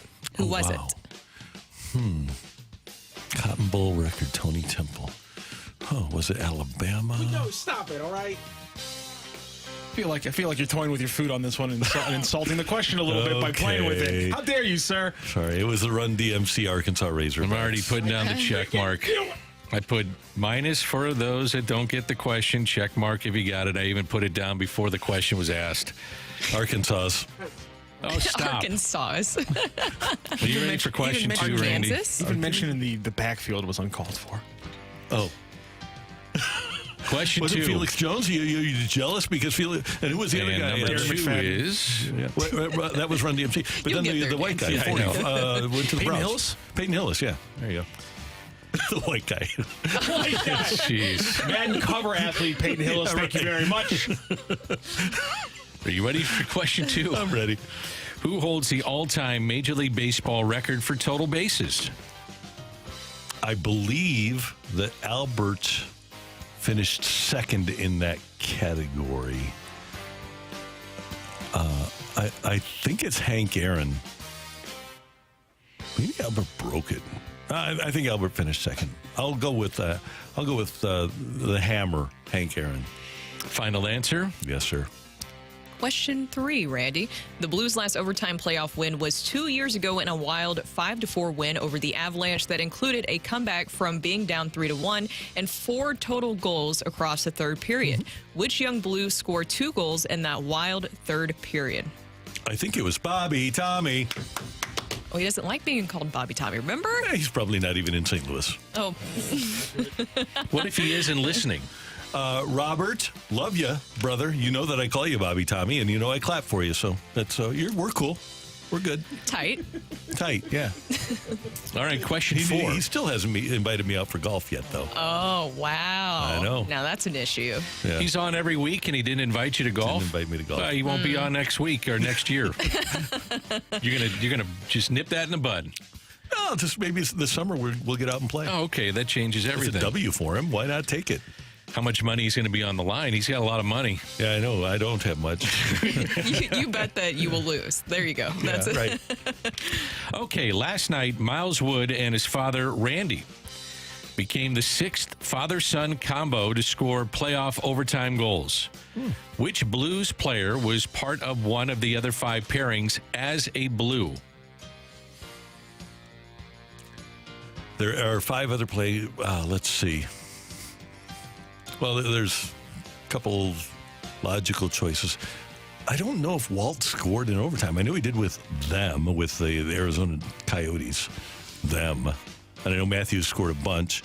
So I'm going to put that one on the shelf. Hully would be logical. Hully and Hully. What other father-son have we had? We've had a lot of them. I'll do the lifeline, Dan. Paul Stastny, Brett Hall, or Keith Kachuk? Did Big Walt score in overtime? I don't think Walt did. So I am going to go with... Oh, man. Did Stastny score in overtime? You know what? I think I will. I think I'll go with the outlier here. I think I'll go with the Stastnys. All right, Matthew, do your thing. Well, I guess the big question is, did Shane or Randy do their thing in this fight? Who's the winner of the fight? Ring that bell. The winner and still champion of the fight, Randy Karraker. The fight is presented by Golf Discount of St. Louis, with the most experienced club fitters in town. Why shop anywhere else? Just win, baby. I'm sorry, Shane. Randy took you down 3-1 in today's fight. No way. Yeah. Sorry about you. I know. When he starts toying with his food in the first one, that it gets rough, and I didn't appreciate it either, Shane. So I'm with you. Mizzou running back Tony Temple still holds the all-time record for rushing yards and total touchdowns in a Cotton Bowl when they ran all over future Arkansas opponent. It was, of course, Darren McFadden, Felix Jones, and Peyton Hillis, the Run DMC backfield. What were the options there? It was Texas A&M, Tennessee, and Arkansas. Okay, I can't believe you didn't put South Carolina in there. I don't know why I didn't put South Carolina. It's a really good point. I always, you know why? It's because I forget about South Carolina. Didn't we have two bowls? We had multiple bowls, maybe three against them. Yeah, I just forget about South Carolina football. Who holds the all-time MLB record for total baseball for total bases? It is in fact Albert Pujols is number 2, Stan the Man is number 3, but Hank Aaron still number 1. The Blues' last overtime playoff win was 2 years ago in the Wild 5-4 win over the Avalanche that included a comeback from 3-1 and 4 total goals across the third period. It was in fact Robert Thomas who scored goals 1 and 3 for the Blues in that third period. Jordan Kyrou got the other one there. Vladimir Tarasenko kicks off the comeback from 3-1 late in the second period. And then Tyler Bozak, by the way, got the winner in that overtime game. And last night, Miles Wood and Father Randy became the 6th father-son combo to score playoff overtime goals.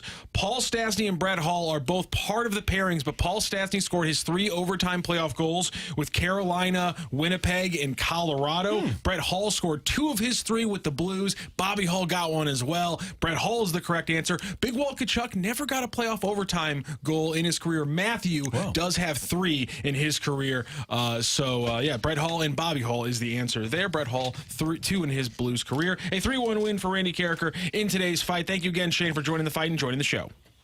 Hey, I appreciate you guys. Thanks a lot. Thanks, Shane. Have a great day. Big game Gibby Jim. Kyle Gibson next on 101 ESPN.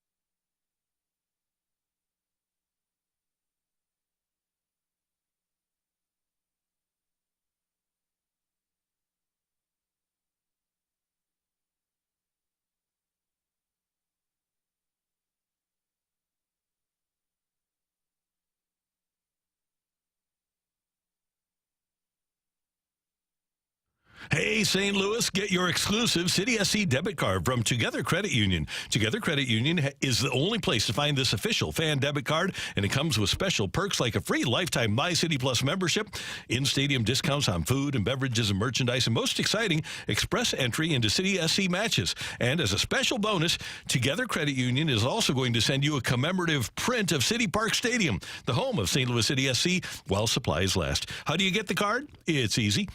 Open any personal checking account online at togethercu.org or stop by any of Together Credit Union's 14 local branches and choose the St. Louis City SC debit card at account opening. There's no cost for the City SC debit card, so don't wait. Sign up today and show your pride for St. Louis City SC. It really is amazing the advantages you get with Together Credit Union and your official St. Louis City SC debit card. Membership eligibility required, federally insured by the NCUA.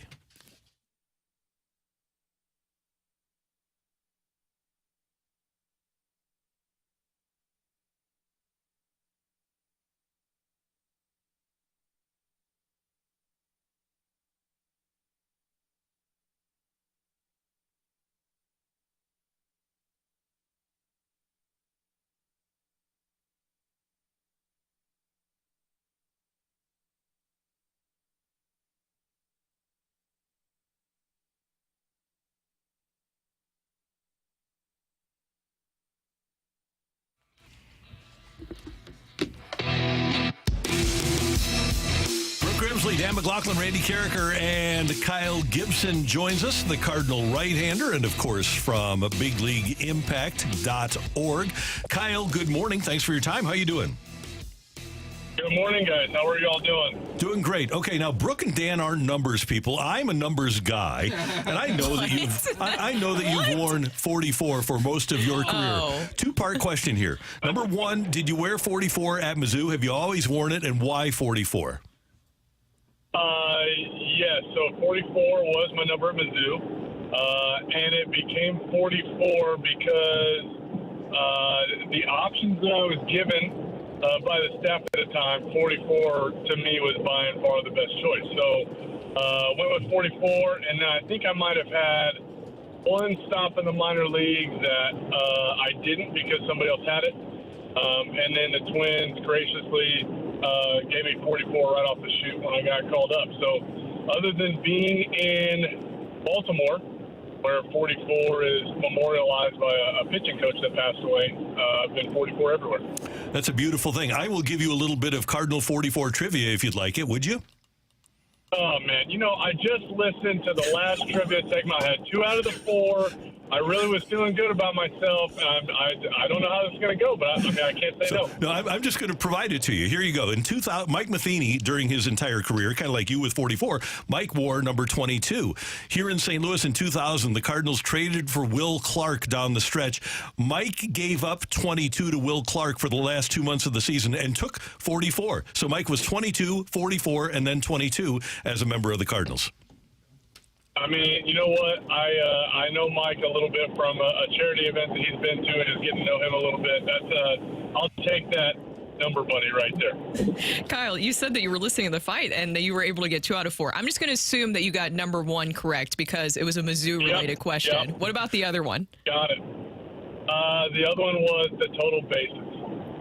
Okay, there we go. Yeah. We need to get you on the fight then, and you can go toe-to-toe with Randy. No, I don't think so. As soon as you get buried away from baseball or Mizzou, I don't know that I have a chance. I love watching playoff hockey. Don't get me wrong, I love watching playoff hockey, but I couldn't tell you how to pronounce some of the names that come to the Blues and go through, let alone which father-son combo scored an overtime goal in 2005. I got no chance. Exactly. It's going against Randy. He's Mega Mind for a reason, Kyle, basically. So there's no good way to really segue to this. Of course, everybody's talking today about Wilson Contreras, and it's such a huge loss for you guys and the team losing Wilson Contreras, especially in that way, because of everything that he's done at the plate and behind the plate this season. Just how big of a gut punch is that? Yeah, I mean, it's definitely a gut punch. I think, at the moment, you don't really know kind of what's going on. We ended up kind of finding out there on the scoreboard in the middle of the game, just kind of the injury update. I went in and having the ability to check on him a little bit and, talking to the timeline for him.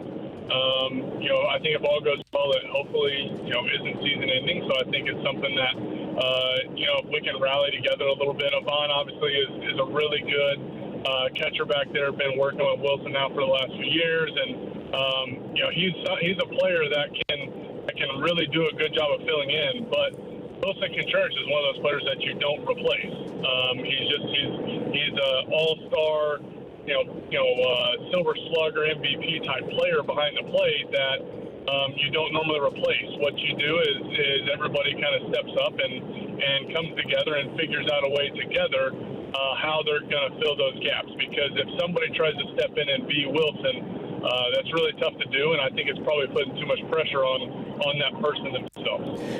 Kyle, it's interesting. We've seen that catchers across the board the last couple of years in Major League Baseball are either doing one knee down or they're moving up in the box, so to speak, to get that low strike. I thought Miles had an interesting comment where he said maybe set up a line where catchers cannot go past that line. Umpires have to make the adjustment on their calls, no matter if a guy's 6'5" or 5'6", whatever the case may be. But putting catchers behind a particular line behind the plate, I just thought it was interesting. What are your thoughts on that? Yeah, I kind of saw that tidbit that Miles shared, and I never had really thought about that, right? It'd be one of those things that has to be enforced, because I don't know how much the side-to-side lines are enforced by catchers or enforced by umpires, because there's side-to-side lines already there. But, I think there is a value in every single strike that you can get. And whether we think about it as stealing or really just getting the strikes that your pitchers are earning,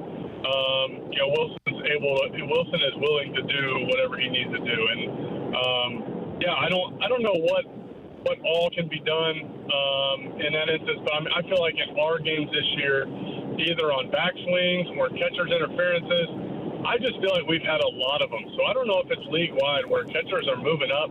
But, man, it obviously hurt the Cardinals last night. Kyle, I know that you've mentioned that generally when you pitch with Ivan Herrera, you guys are on the same page. What is it about Herrera as we watch him ascend that you like to pitch to? What is it about his game and what allows him to mesh with Kyle Gibson? I think what a catcher has to do, and I feel like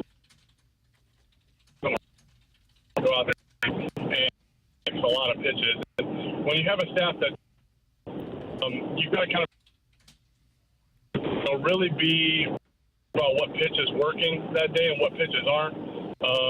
Understand kind of what you've done in past ABs, because for me, third time through is normally when I'm making a decision. Are we going to go inside on these righties? Are we going to stay away? Are we going to shift to cutter? Are we going to go from curveball to slider?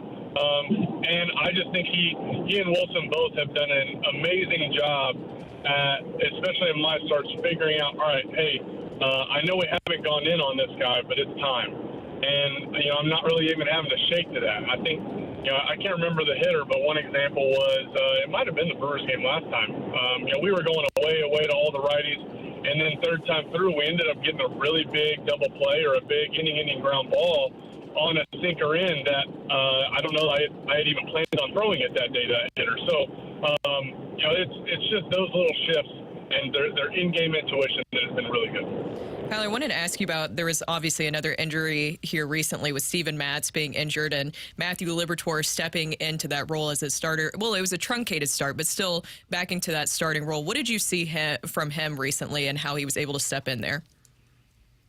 Libby, he worked really hard in spring training and really kind of figuring out, as he was battling for the starting position role, or starting rotation role, how his stuff plays, right? And I've only seen a little bit of him, so I can't really speak to what he has gone through in the past. I can only speak to my first couple of years where it was a learning curve on how I had people telling me how my stuff plays in the big leagues and then me figuring out how my stuff plays in the big leagues. And that only really comes by experience. Sometimes you can get it right off the way and hit the ground running. And then other times, like in my case, people told me, hey, go throw your sinker. You'll get ground balls. You'll be fine. But every time I threw 60% sinkers or more, I got whacked all over the park. So then I kind of had to figure out when and where to use that pitch. And I think Libby, in the amazing job he's done in the bullpen, he's had some success because I think he's gotten confidence with how his stuff plays in the strike zone. A former Cardinals bullpen coach, Marty Mason, was my AAA pitching coach in 2013, and he gave me some great advice when he said, Gibby, if you want to pitch in the big leagues, you got to be able to get out in the strike zone. And if you don't get out in the strike zone, you're not going to make it. And one thing Libby has done is he's attacked hitters, and I think he's really figuring out how nasty his stuff is when he throws it over the plate. Hey, Kyle, one more baseball thing before we get to Big League Impact. You're a fun guy, and you're an engaging guy. How do you treat situations like this, though, when things aren't going the best for the team, a record of 15-21, and it's not fun to lose? So how do you go about your day? Do you try to lift people up? Do you try to make it more fun, or do you just kind of sit back and let it unfold? I think for everybody in these situations, and it really is similar. So I think I know it's frustrating when fans hear like, hey, it's a long season, whatever. Like, I get it. We all want to win now. But I think you have to remember in goal, and nobody, whether it's in your workplace here at the radio or wherever, like, you don't want to be judged on a fifth of the way through your job or a quarter of the way through your job. You have a goal at the end of your job that you want to get done. And I think it's important for us to remember that, is that, we're playing 162 games regardless of how the first 36 or whatever go. So if we have a goal to where we want to be at the end of 162, then you have to fight the outside noise and anything like that and keep your eyes focused on that. And the best way to do that is to make sure that you really are remembering yourself about perspective and how much has actually changed in the first 36 games. Not a whole lot. Sure, do we get off to the start we don't want to get off to? Yeah, absolutely. But has anything been affected long term by that slow start? Absolutely not. This is still a really good team, and you have to find ways when you're struggling where you're going to find confidence. And I think that's something that we're going to find here over the next couple of weeks and really get on a good run. You will be hosting Big League Impact Swing for Impact on Sunday, May 19th, a week from this coming Sunday at Top Golf in Chesterfield, and we are thrilled to MC that event. And I know there's still a few openings left if people want to come down and join us. Yeah, there are. It's going to be a lot of fun. Like I've told you guys, I have no idea, normally how many Cardinals show up, but this is a good family event where you're going to get to see some of your favorite players interact with their families, interact with you, and just get to have conversations on a different level. So that's a big part of it. I do know, I think if spots are closed, sign-up is going to close on May 13th. So if you're on the fence about going, go ahead and go to bigleagueimpact.org and check it out. There's going to be a lot of incredible silent auction items, and the proceeds are going to go to Big League Impact and all the work that we do throughout the season. And then part of it's going to go to funding our Mission 318 project, which is offering community service opportunities all around the league in every big league city. So we're trying to really spread finances to different charities all around the country that Major League Baseball players are spending their time at. Awesome. And you can go to bigleagueimpact.org to sign up. And as Kyle mentioned, sign-ups through the 13th, which is next Monday. Okay, last thing before we let you go. You're going to be on the road, and you guys have a great life. No baseball players complaining. But you're going to be on the road for Mother's Day, which you are. You're working on Mother's Day pretty much every year. And you've got 4 kids. So how does Kyle Gibson handle Mother's Day? Do you guys do it before? How do you celebrate Mother's Day with Elizabeth? So this morning, I did school this morning, so I didn't get the chance to tell the kids. Well, I should have told the kids, but I didn't, so I'll take another day. But what I'll do is I've got the things that are set out for Elizabeth are, in a specific spot. My daughter and son and Rosalind, our third daughter, love getting all this stuff prepared. So I put a bag and some tissue paper under our bed. They are going to know where that's at, and they're going to get that all together and make sure Elizabeth gets it on Sunday. And I've got things coming in the mail for my mother-in-law and my mother. So you got to prep a little bit, especially when you see that you're going on the road. And Elizabeth's birthday was on the 6th of May. So we just got through the birthday. Now it's on to Mother's Day. And preparation is not normally my strong suit. So I normally end up doing things last minute, and that's when you kind of get bit by that. Well, good job. And thank goodness for Amazon, right? Right, yeah. Amazon, yes, no doubt. Hey, Kyle, thanks so much. Have fun at the game today, and we appreciate it. Go get them this weekend in Milwaukee, and we'll talk to you next week. Yeah, thanks, guys. Talk to you soon. Thank you, Kyle. Take care. Kyle Gibson, Cardinal right-hander with us on 101 ESPN. A lot of great stuff from him in that conversation, but I also have another big takeaway with Matthew Liberatore and what he talked about there. Kyle Gibson makes a great coach, and you can tell that he's a huge asset with those young pitchers, and that's something that you heard about when he was coming over from the Orioles, is that's another value that he adds is how well he works with some of those younger pitchers and helping them. Well, that's a great point, Brooke. I would think that Ivan Herrera will also benefit from working with Gibson as much as he's going to, right? Veterans, too. Yeah. I mean, all the guys. Right. And Gibson had Adley Rutschman last year, so I would think that all of those guys, like you say, Dan, they can make a guy like Herrera a better catcher as he catches for the next 6 to 8 weeks. Yeah, I was saying before, these 8 weeks are a chance to establish himself even more as a big league catcher, but how you handle the staff is something that you'll be watching, I will be watching very closely, and just to see how comfortable he looks behind the plate. Coming up, we've got our rush hour reset for you here on 101 ESPN.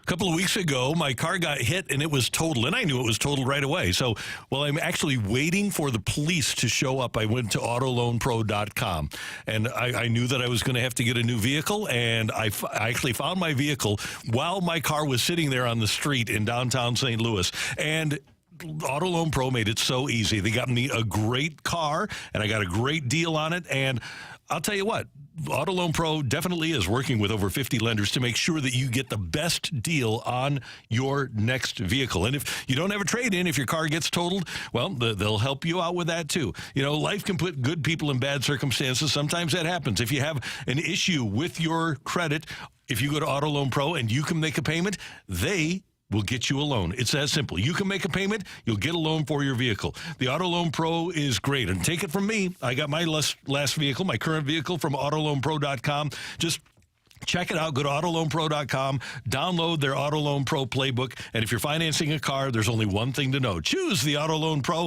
at autoloanpro.com.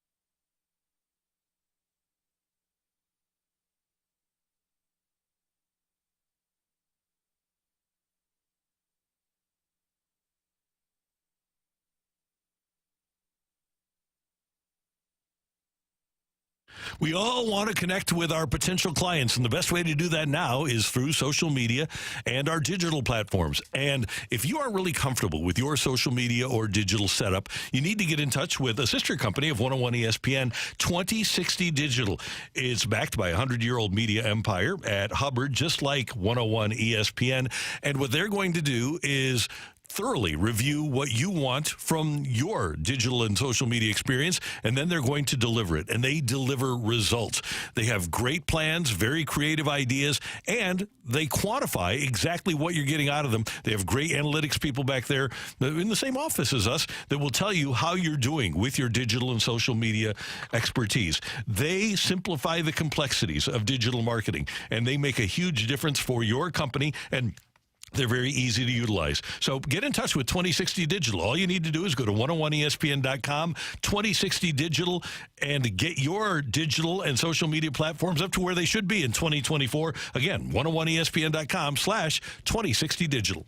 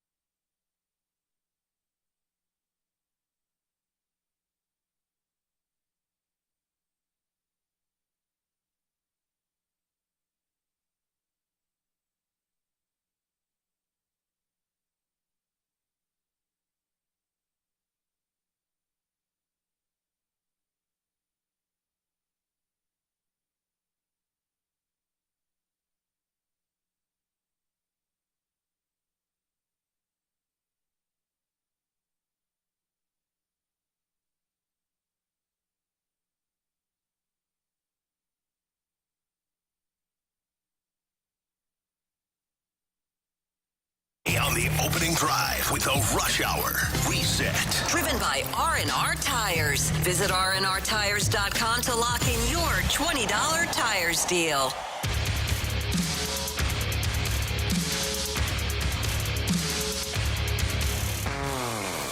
9:10 in St. Louis. Time check brought to you by Clarkson Jewelers, an officially licensed Rolex jeweler. Time for a quick rush hour reset here on 101 ESPN. And the top news of the morning is that the Cardinals have lost catcher Wilson Contreras for what he says is 6 to 8 weeks with a broken arm. He will have surgery on said arm, and Ivan Herrera will get the bulk of the playing time while Wilson Contreras recovers. It was just absolutely terrible to see that all play out in the second inning. You could just tell. I mean, obviously, he was in so much pain, but we talked about it earlier with Wilson Contreras.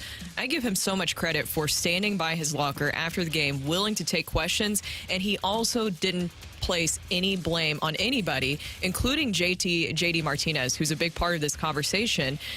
Really, guys, I think, is it worth the risk to have your catcher move closer to the plate to try and steal strikes? I think that's the big question Not here. anymore. And the catcher's interferences have been skyrocketing as Major League Baseball, a trend is to go down on one knee for catchers, but also move closer to the plate.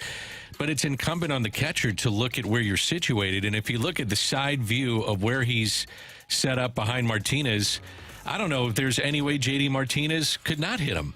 And it should tell you how far he was set up to get hit on the forearm and not just the glove.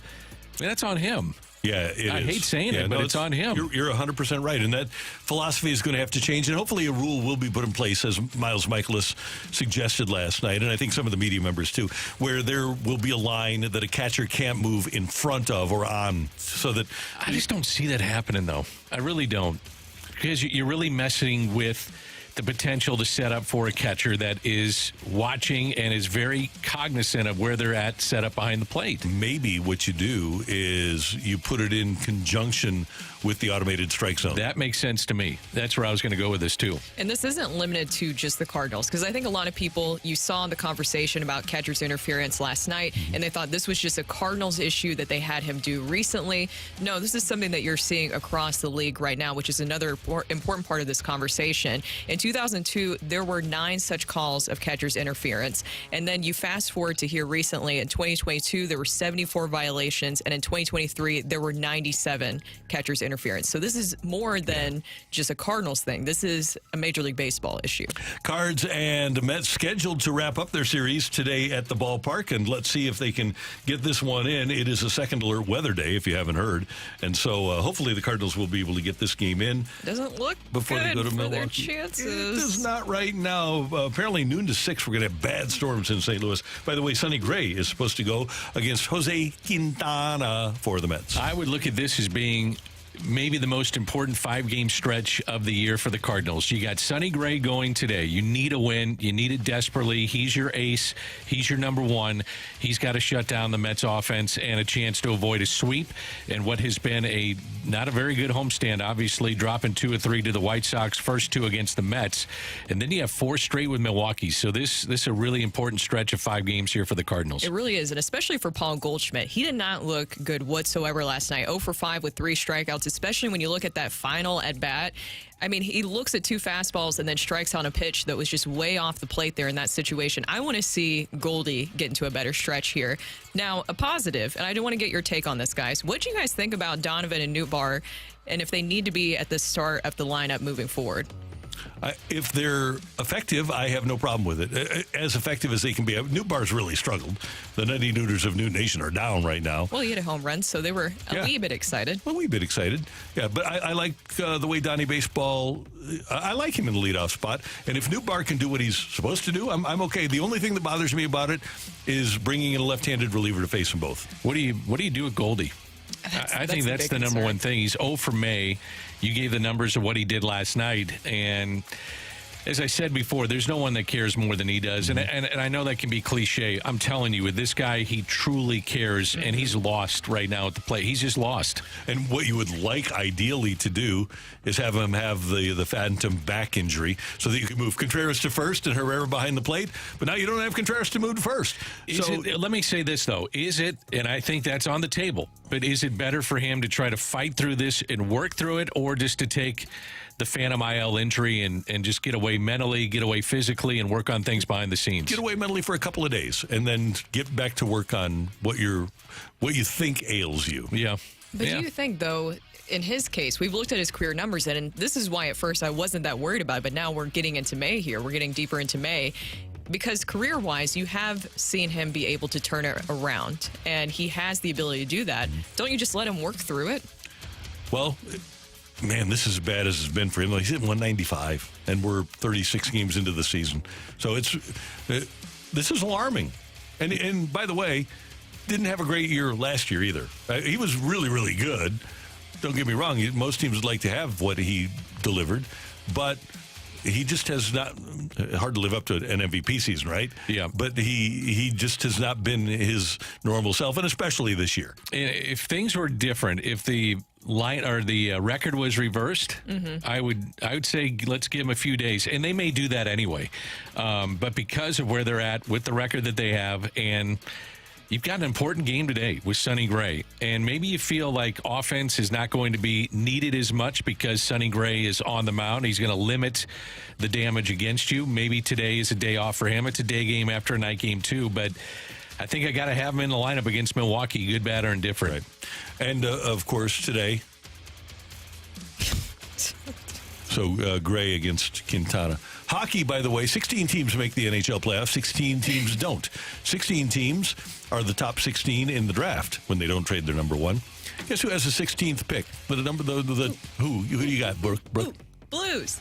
The Blues pick 16th. The league Yes. just hates us. Hate us. We never win the lottery. Well, we did once, and we got Eric Johnson. Was that leaked or was that official? Last night? Yeah. Yeah, San Jose won the draft lottery. Okay, that's what I thought. The thing here is you'd think after you put out a photo accidentally that has the draft order hours before the lottery, and you say, whoa, that was practice. You'd think maybe That's where having I'm the going with exact this. same draft order 5 hours later Yeah. probably isn't the best look overall. Also, here's my thing. Listen, I understood when you rigged the lottery for Chicago. It's the Chicago Blackhawks. It's the San Jose Sharks. I don't think it's rigged. I think this one's real. And they were by far Why the not worst rig team in this the league. one?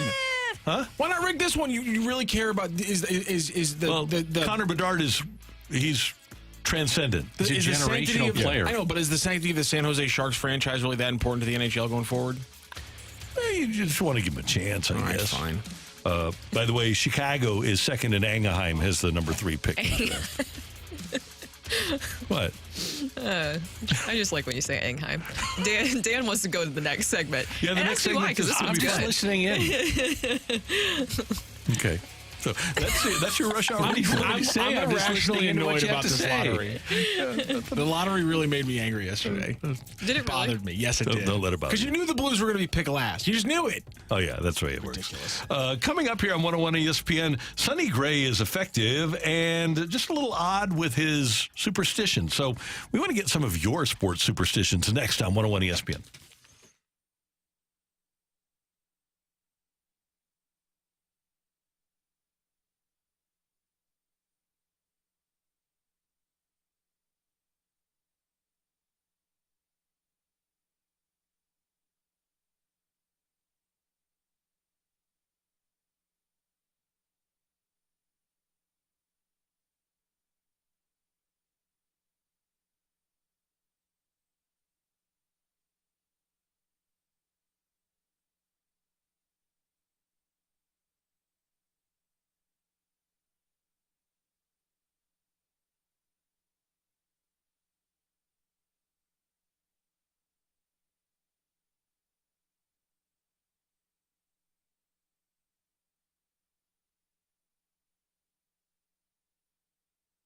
I'm going to make my way over to Mentality this afternoon, and they're going to help me out because when your energy level drops, when you get older as a guy, your energy level is really correlated to your testosterone level. And as you age, your testosterone level drops and your energy level drops and your motivation drops and you aren't as sharp mentally. You don't have the mental acuity that you had when you were younger. And that's why you should go to Mentality. Get started at lowtusa.com and find out what they can do for you. And the website tells you exactly what they do and whatever ails you in that regard, they can help with because they have an FDA-approved testosterone supplemental treatment that will allow your your testosterone level to get back to where it was when you were in your 20s. Now, your primary doctor might say, you know what, you're in that normal range. Well, the normal range is pretty wide. So you want to be in the upper level of that normal range, and that's where our friends at Mentality will help you out. Go to lowtusa.com to get started. And when you get to Mentality, they're going to work with your insurance company to make sure that your out-of-pocket expenses are as low as can possibly be. And you'll feel great. You will love it working with Mentality like I do. Get started today at lowtusa.com.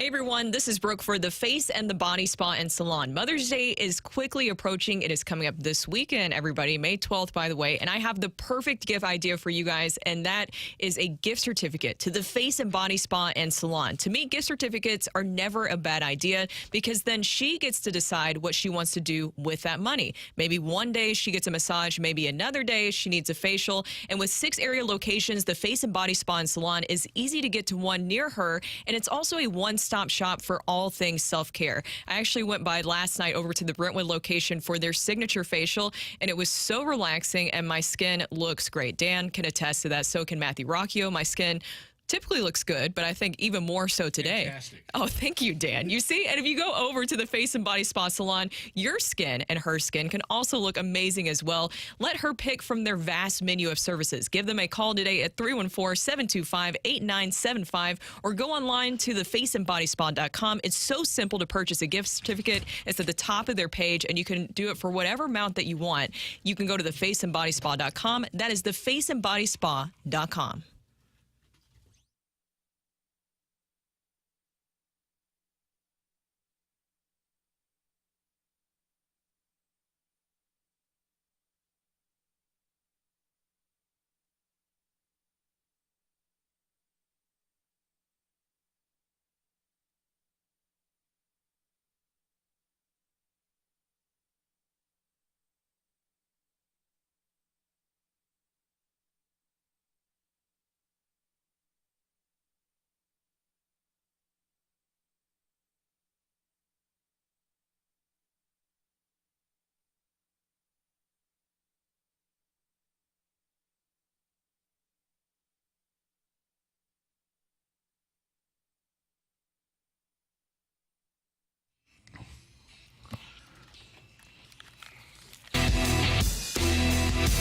Cool piece about Sonny Gray a couple of days ago at the Athletic. He got off to a slow start in a game a couple of weeks ago, and as Katie writes it, fresh off a 25-pitch top of the third, Gray strode off the mound, descended to the staircase leading into the Cardinal clubhouse, and promptly stripped off all of his clothes. From his socks to his belt to his underwear, Gray underwent a complete uniform swap. It's an idiosyncrasy that dates back several years of his 12-year career, and after a start to his outing against on Friday night, Gray felt was slow, maybe a little sluggish. He felt it was time to change it up, literally. He said, got redressed with new socks, underwear, pants, belt, jersey, hat. Kind of like you're a new guy starting over here. I love that. Interesting. You better have a long inning, too. Yeah, really. Your offense better not go 1, 2, 3 with quick swings. 4 pitches, right? Right. You don't need that. There have been so many superstitions, especially in the game of baseball. There's some great ones that are out there.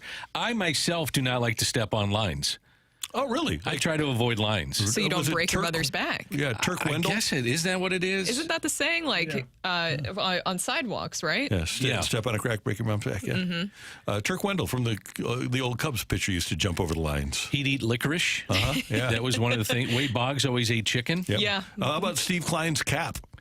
Dirty cap. Yep. Never changed Never that. changed the cap. They Lucic had did a that, too. giveaway for his cap. Right. It was a dirty cap. Yeah. So I do have superstitions. I can tell you that when the Blues won Game 7 of the Stanley Cup Finals, at the end of the game, I tried to get up and my leg was asleep because I didn't move my body. Once the Blues took the lead in the first period, I did not move. I didn't move a muscle. And so I had one leg like crossed on top of the other leg, and my leg was completely asleep because I wouldn't move for the last few. And, of course, I was wearing my Blues shoes during that Stanley Cup run. So, yeah, I had a very asleep leg. And one of the other things I did during that Stanley Cup run, every single road game, went to Schnucks and bought a Blues playoff cookie cake. Ooh. Yeah, I think he would have done that anyway. That's a good point, Dan. We had 16 wins, so it became a deal. I bet. I am a little stitious, especially back in my playing days of tennis. I would have to basically hit the ball 3 times before I served, which that was like a little thing. I also had I'm a big person with the number 3, so I'd have 3 drinks. If you guys don't notice, typically I already drank one of them. I usually have 3 drinks with me every single day. I had not noticed that. I might be a little weird, Dan. No, I don't know. I'm going to check it out tomorrow. I typically have 3 drinks. I have a lot of things involving number 3. For whatever reason, I just felt like it's always brought me good luck. Now, I was bothered yesterday. I played pickleball with some of the Cardinals media people, which a very competitive group, by the way. And I couldn't do it in pickleball. I played with John Denton of MLB.com. Alexa Dat was out there as well. We had Benjamin Hockman and his wife. It was a very competitive group. John Denton, guys, the most competitive out of all of them, I would say. That. Really? And then, me. And so then when you put both of us together, it's a little terrifying. But Were you on the same team? Yeah, for a little bit. I like that. Yeah, but that was one of my superstitions is bouncing the ball 3 times before my serve. And as you guys notice, a lot of 3s involved in my life. Skip Schumacher was tough to watch with his superstitions of, or at least his routine, which I would assume kind of bled into his superstitions of his batting gloves. He would step out, rearrange the batting gloves every single time. I wonder if the rules now in baseball have negated some of the superstitions that hitters have, or even pitchers, because it takes too long. I believe so. Al Roboski couldn't do today what he did when he was playing. Go behind the mound and turn into the Mad Hungarian? Yeah. He probably couldn't have time to do that. How about Gretzky tying or tucking the right side of his jersey into the shorts, and then he would have an equipment guy place baby powder on the blade of his stick before the game and before the period. I love that. Yeah, I like superstitions in sports. Makes it kind of fun. I do too. And we could either get the Sidney Crosby story that Joey V tells is the best. But there's nobody apparently that's more superstitious than Sidney Crosby. Well, if he's doing it, then maybe it's not a bad thing. I could see, though, if something's just a little bit off, then it throws you completely off. Joey V's stories about him are just absolutely hilarious, but it also sounded a little terrifying at the time because he needed to do the same thing over and over again. But it worked. It worked for Sidney Crosby. If you're at the ballpark today or watching, you're going to see that guys will not step on the foul lines. You just never see it. I mean, guys hop over the foul line. They don't walk on it. It's superstition in baseball. Just the way it goes. You know, another good one that with hockey, you can't step on the logo, which I'm glad that a lot of locker rooms now. In the locker room specifically, which I don't know if a lot of people know this, but I remember when I was a new media member, very excited to go cover the Nashville Predators. That's where I was at the time. And everybody was like, okay, whatever you do not step on the logo. Sure enough, it wasn't me, but another reporter stepped on the logo and the players pointed out and had him escorted out of the room immediately. That's how seriously they take it. So now, if you look at the Blues locker room, it used to be on the floor. Yep. Now it's up on the ceiling so you can avoid that. Yeah. So you play for the logo on your chest, not the name on the back, which is part of what this is about, too. Yeah. Here's a great one. During the 2011 Cardinals run, I went to all of the away games and, of course, the last 2 World Series games at home. I always had to tap the person on my right, complete strangers, during critical moments in each game and tried to make it seem like it was an accident. It worked so well that in 2013, I went to every away playoff game from 2011 to 2015. So just you got to tap somebody that you don't even know. I wonder how many kids were born 9 months after that night with David Freese. on. That's a good question. Happy festive time here in St. Louis. That's a really good question. I would love to know. Not washed his jockstrap in 3 years because he thinks that flies are lucky. No. That's disgusting. No. I've told you the one about the NFC Championship game, right, against Tampa, where I was in the auxiliary press box. And so my seats were 414 row HH seats 9, 10, 11, and 12. And all through the run during 99, I was in those seats. Well, everybody wanted to come to the NFC Championship game, so I wasn't in the seats. My sister and my mom and my son, so all 4 seats were taken. So I'm in the auxiliary press box. Patrick was like 5. And so we're sitting there in the fourth quarter, and we're down 6-5, and I said, this is not good. So I left the auxiliary press box, raced upstairs, sit down, row 414, HH, seat 9, get Patrick on my lap. No sooner do I sit down than Dre Bly picks off the pass. And then a couple of minutes later, it was Warner to Prohl for the game-winning touchdown. Who did you kick out of your seats to make sure you had a seat? Well, Patrick just came up on my lap. But I thought you gave away 4. Yeah, but he was sitting in one of them. Oh, okay, I got you now. So all right, that works. Yeah, so wasn't sure if you kicked out your little kid and said, "Hey, find your own seat." We were together. Take it really seriously. Yeah, I don't remember what happened to him when they threw the touchdown pass, but you threw him. He was fine. Yeah, he seems okay now. He seems okay. He is. He's doing really well. I'm the same way, though, with watching games. Like, if they're not doing well, I'll turn off the TV for a little bit. And all of a sudden, if I look on social media, they're doing well. I'm like, well, now I can't watch it because they're doing well because I'm not watching. That's probably a little crazy, but it's just the way that sometimes I think about it. Now, during the Blues Stanley Cup run, David, my fiance, his parents would always have people over to watch the games. And during one of the games, David went upstairs, and then the Blues started winning. So from there on out, David was not allowed to then watch the games with them. That's great. Admonished to the upstairs. Yep. That happened to me in 2011. I was working my job down in college, and Albert Pujols hit his first of his 3 home runs while I'm still at work. So I get home, all the guys are watching it in one room. I go into my other room to kind of like change and get ready. He hits the second home run. So you should have heard the chorus of "Get out!" when I tried to walk into the room with everybody else later on that night before the third home. Get out! And it's, of course, I know I'm sitting alone in my apartment as he hits the third one, and I hear my buddies one apartment over going absolutely insane. I'm like, well, I just got to bite the bullet on this one. Sometimes that's what you have to do. Can I get in one more? Because Janet brings up a really good one that actually affected one of our friends of the show, Randy. Did you see this yesterday? We have the superstition that is a long-standing one. Do not mention a no-hitter in progress. I don't know if you guys saw yesterday, but on Major League Baseball Network, Greg Amsinger talked about a no-hitter leading up to Yamamoto. And then what happened, guys? First pitch. First home pitch. run. Yeah. That was great. Yeah. McCarver was big on not caring about that. Oh, he would do it on purpose, I think. We'd be in the 5th inning, 6th inning. He said, now, he hasn't given up a hit right now. And people would go nuts and just be upset about it. I don't believe that there's a jinx on that, but I would just say there's something special happening here at the ballpark as you check out the line score that is down at the bottom of the screen. There's a story unfolding. So one time you guys were doing a game in San Francisco. I don't even remember who had the no-hitter going, but it became a thing. And I mentioned the next day, we were doing the fast lane. I said, no, it doesn't make any difference. And I get a text from Adam Wainwright, said, Randy, yes, it does. Yeah. Well, that's, the ball players, they stay away from the pitcher. They don't talk about it, Yeah. They're superstitious for sure. Pretty funny. Coming up next year on 101 ESPN. By the way, it's only weird if it doesn't work. Yeah, that's right. There you go. Yeah.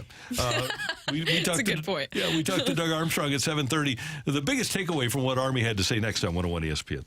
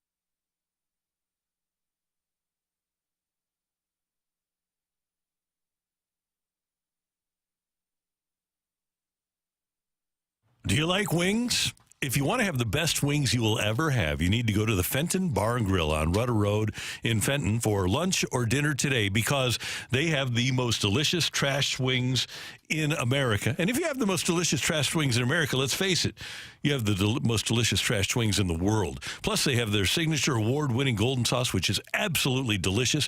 So if you want a great lunch today, let me tell you, head on over to Fenton Bar and Grill, order a half dozen of those wings with the golden sauce or ranch if you prefer that, and get their chicken Caesar wrap. You talk about a sensational lunch.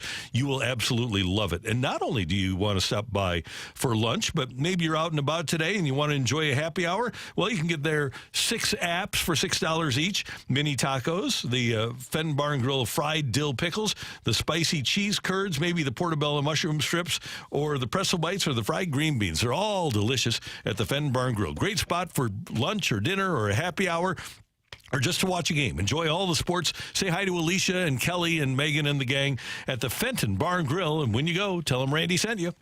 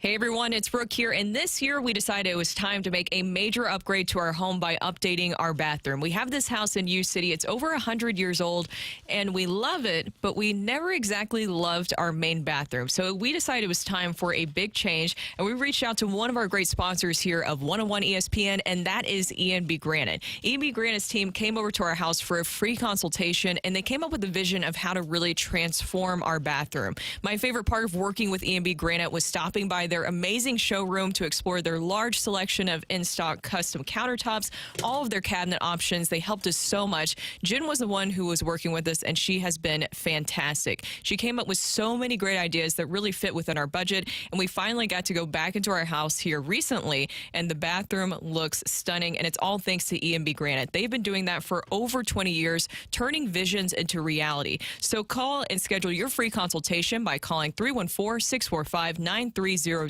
or go online to embgranite.com or stop by their amazing showroom today and make sure you mention that I sent you.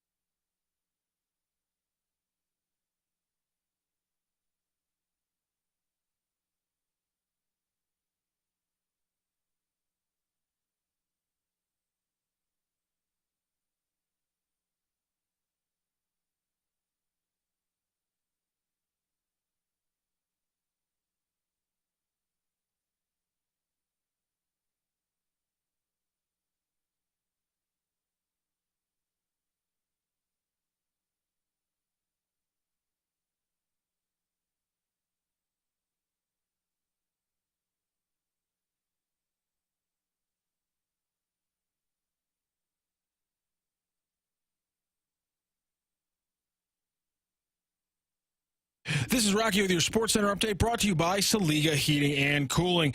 After the Cardinals lost yesterday against the Mets 7-5, Wilson Contreras was going to be out 6 to 8 weeks with a broken arm. Cardinals will be back in action today, 12:15 p.m. Weather permitting. It'll be Jose Quintana for the Mets facing off against Sonny Gray for the Cardinals. Gray on the season 4-1 with a sub-1 ERA and WHIP so far this season. Blues named Drew Bannister their permanent head coach yesterday. If you want to hear more from Doug Armstrong as he talked with Randy, Danny, and Brooke earlier today, you can go to the Dobbs Tire and Auto Centers podcast on 101 ESPN right now and listen to that podcast. Also, coming up a little bit later, we'll have Kyle Gibson, Cardinals starting pitcher, on 101 ESPN as well. That is your Sports Center update brought to you by Saliga Heating and Cooling, an independent magnet heating and air conditioning dealer.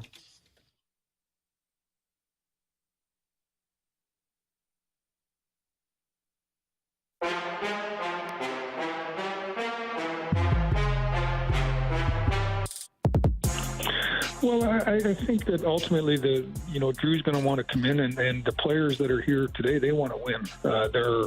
If you're a veteran player or a younger player in the NHL, you're competing. You want to win more than you lose, and you want to make the playoffs and see what happens. And so that has to be their focus. Quite honestly, it doesn't gel with implementing young players. It just, the natural tendency is to go with veterans, bring veterans in. And what we want to do is have a marriage of both.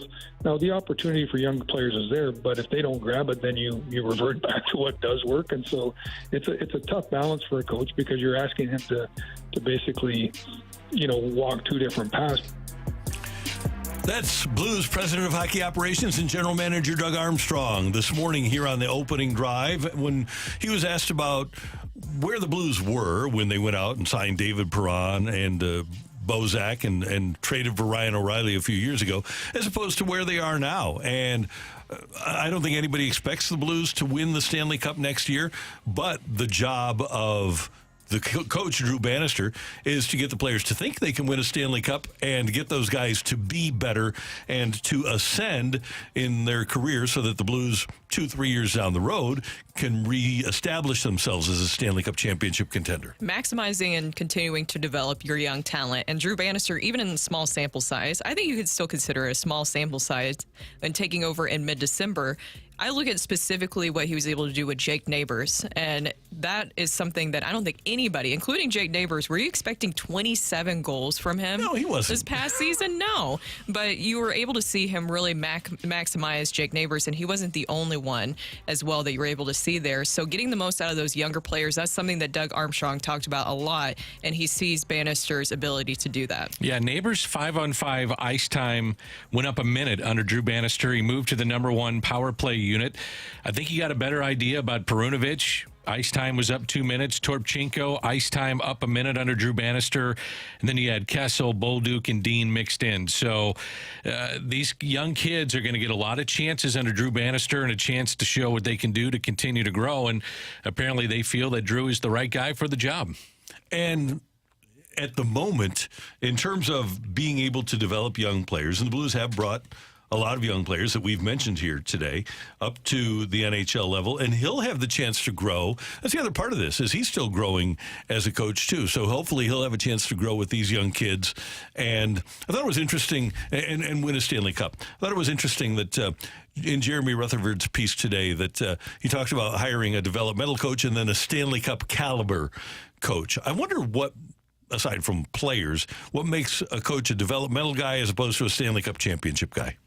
That's winning, a good I question. guess. Yeah. I would assume. I think it's a good question. And that's why I asked Doug about that. Where does he need to grow? Everybody's asked to be growing, including Doug and his job and ownership and what they do. I mean, everybody's trying to go in the right direction. And that's why I think you give him a 2-year deal to work on what you have with this young team. Try to develop, and if he's the right guy moving forward, you keep him. If not, then you feel you're on the cusp of being a playoff damage type team, if not a Stanley Cup contender, and then you go out and get yourself a guy that's proven. I still think he was waiting around. I think the timing is not a coincidence that this announcement comes after Jim Montgomery and the Bruins, they advanced past the Leafs. I still think that is possibly part of his plan. Maybe this is just my own feelings on this, but I feel like eventually they would like Montgomery to come here to St. Louis and back with the Blues. And there's a lot of ties there. One, Montgomery, his wife, is from here in St. Louis.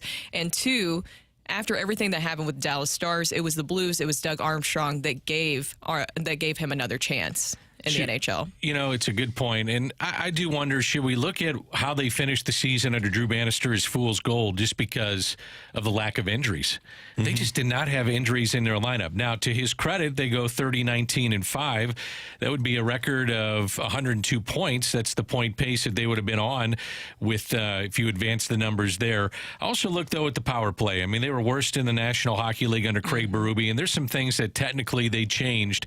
It went up nearly 15% and finished at 22.8. So I just think that there's some things that he did technically well to give him a chance to continue to move on and be the Blues head coach. And the other thing that Army mentioned, and he wouldn't say it outright, but the Blues used to be a team that made splashes during the offseason, whether it was free agency or massive trades. And they're trying to build from within right now, and then they'll supplement the kids when they're ready. But it doesn't appear that this offseason they're ready to go out and make a big splash. Yeah, I think if you're a fan, you kind of just sit back, and this is the core that you have, and that's what you got. And then maybe a young addition of Dalibor Dvorsky at some point next season. Snuggerud, another one. Yeah, so at some point, this young team hopefully will ascend to the level that some of the really good young teams in the NHL have ascended to. Coming up next, we're going to head down the stretch with Rock and Roll here on 101 ESPN.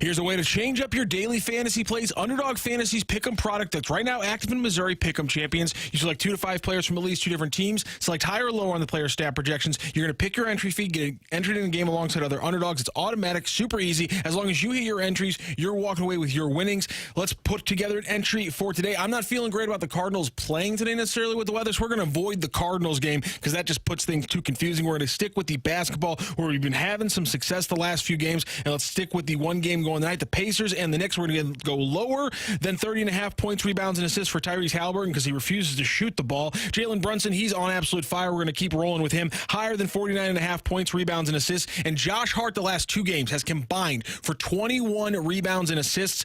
There's no way he does that again, so we're going to go lower than 18.5 rebounds and assists for him. So lower on points, rebounds, and assists for Tyrese Halliburton. Higher on points, rebounds, and assists for Jalen Brunson. And then lower with Josh Hart on his rebounds plus assists projection there. there. Underdog is super easy to play and even easier to get started. You just go to their easy-to-use mobile app or to UnderdogFantasy.com. Sign up with the promo code ROCC, and Underdog will give you a mystery special pick to use in your first pick'em entry and the deposit offer. Right now, you use that mystery special pick. You combine it with the entry we just made. You're going to go from 6x to 10x on your entry. That's Underdog Fantasy, promo code ROCC, to claim your new customer special of a mystery player pick and your deposit offer. Must be 18 plus in present state where Underdog Fantasy operates. Terms apply. Consider your play. Call 1-800-GAMBLER. Visit www.ncbgambling.org.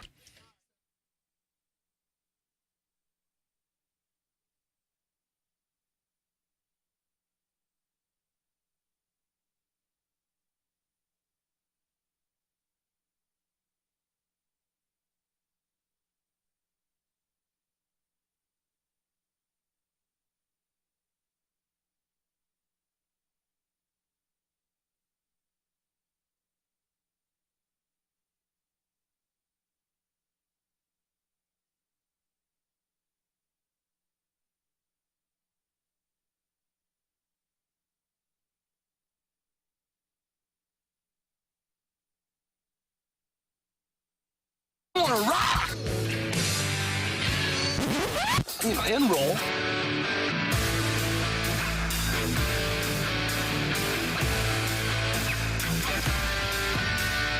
Let's rock. Let's rock today.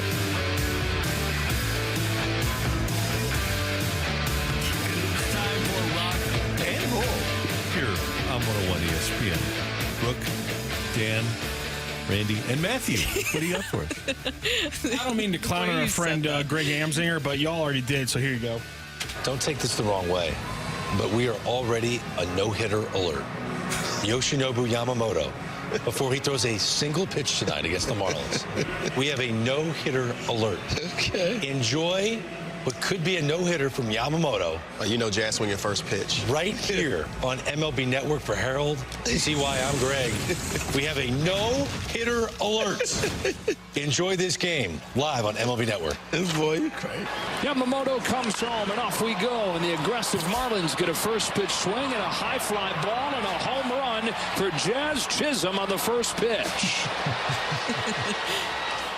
Oh, that's fantastic.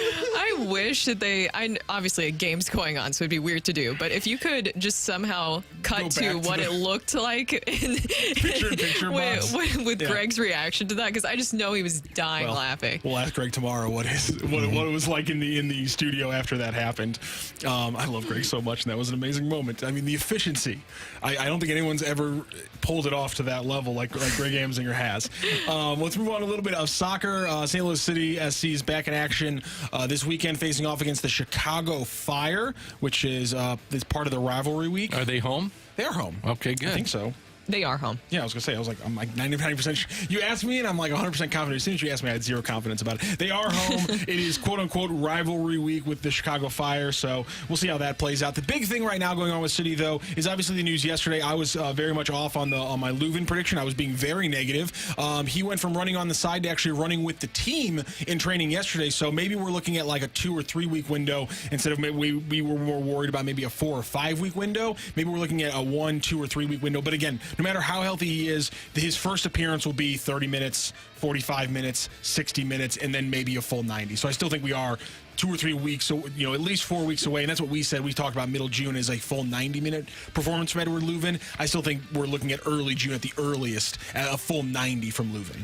That's, the thing is getting him back to fitness will be huge, and having him back will be huge, because maybe this is just me, but just personally, and Rock, you can weigh on this as well.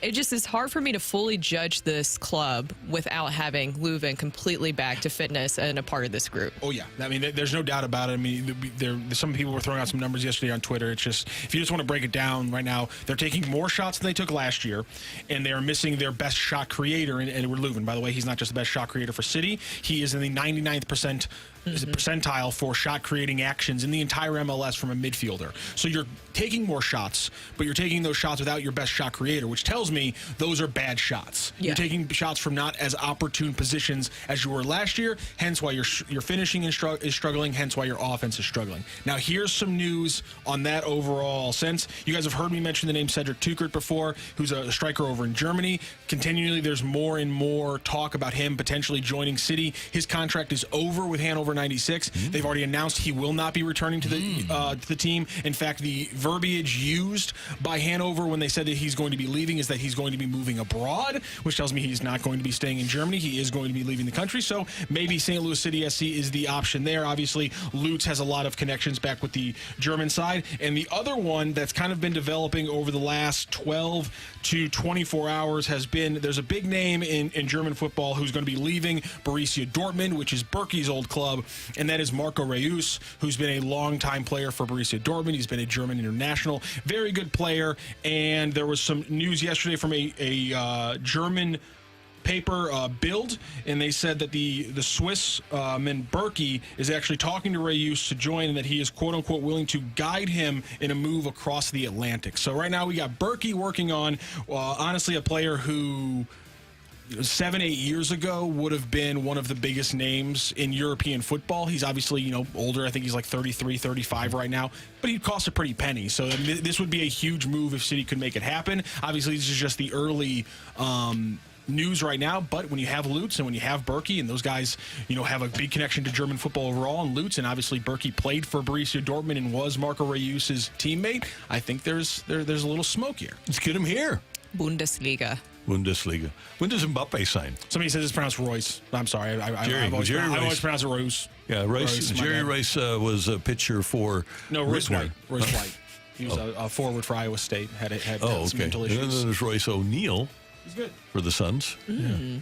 By the way, the only mutual off day that works today, if they don't get this game in, is August 5th. We're just looking at the schedule. So the Cardinals would go from Chicago back home to a homestand. The Mets are traveling between L.A. and Denver, so they're going to get this game in one way or another tonight. That means that they'll stay at the ballpark until 7:30 p.m. and they'll start first pitch at 8 p.m. We'll start it at 9. Yeah, so they have the entire day now. Now, part of that comes down to the Players Association has to agree to take on. They get a certain allotment of days off in terms of how many days you can play in a row, but the Players Association has to check the boxes to say we'll do that. So I would assume that the players are going to say, you know what, we're going to get this game in because we want an off day. That's fair enough. Yeah.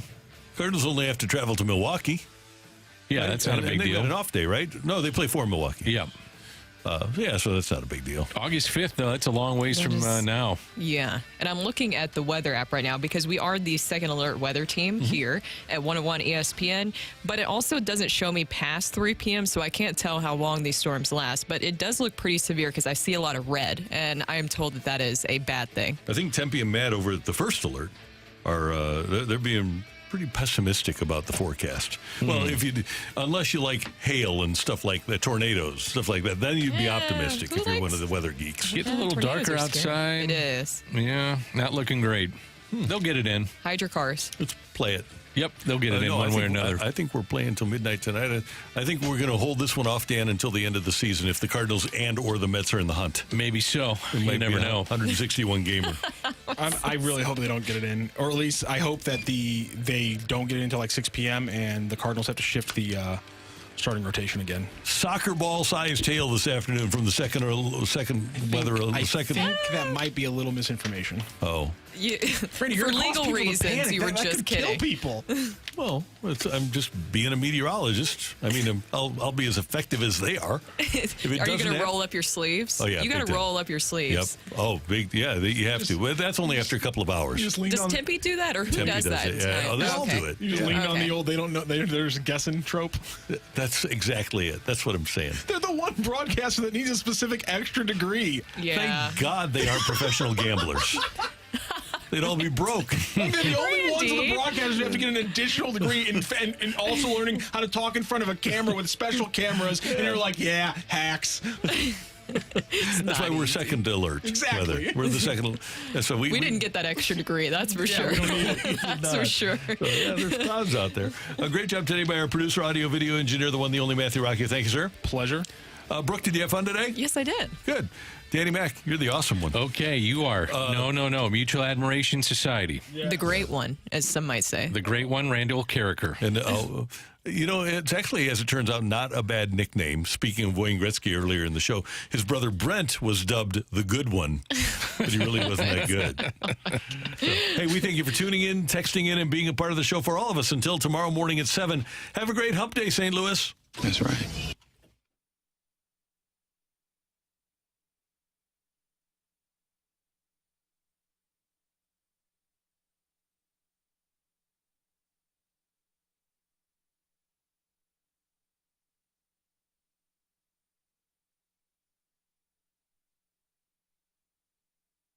Hey kids, Hoffman Brothers is hiring, and if you are a plumber or an HVAC field professional and you're looking for a change to the best, then Hoffman Brothers is for you. Top guaranteed pay in the market and 3 weeks paid vacation in your first year, plus 9 additional paid holidays, free health insurance for you and your family, and a 401k match up to 8%. Plus, did you know Hoffman Brothers is the premier home services partner for both St. Louis City SC and the Cardinals? So you have access to tickets to games throughout the season. To apply online, visit HoffmanBros.com, and you should know this.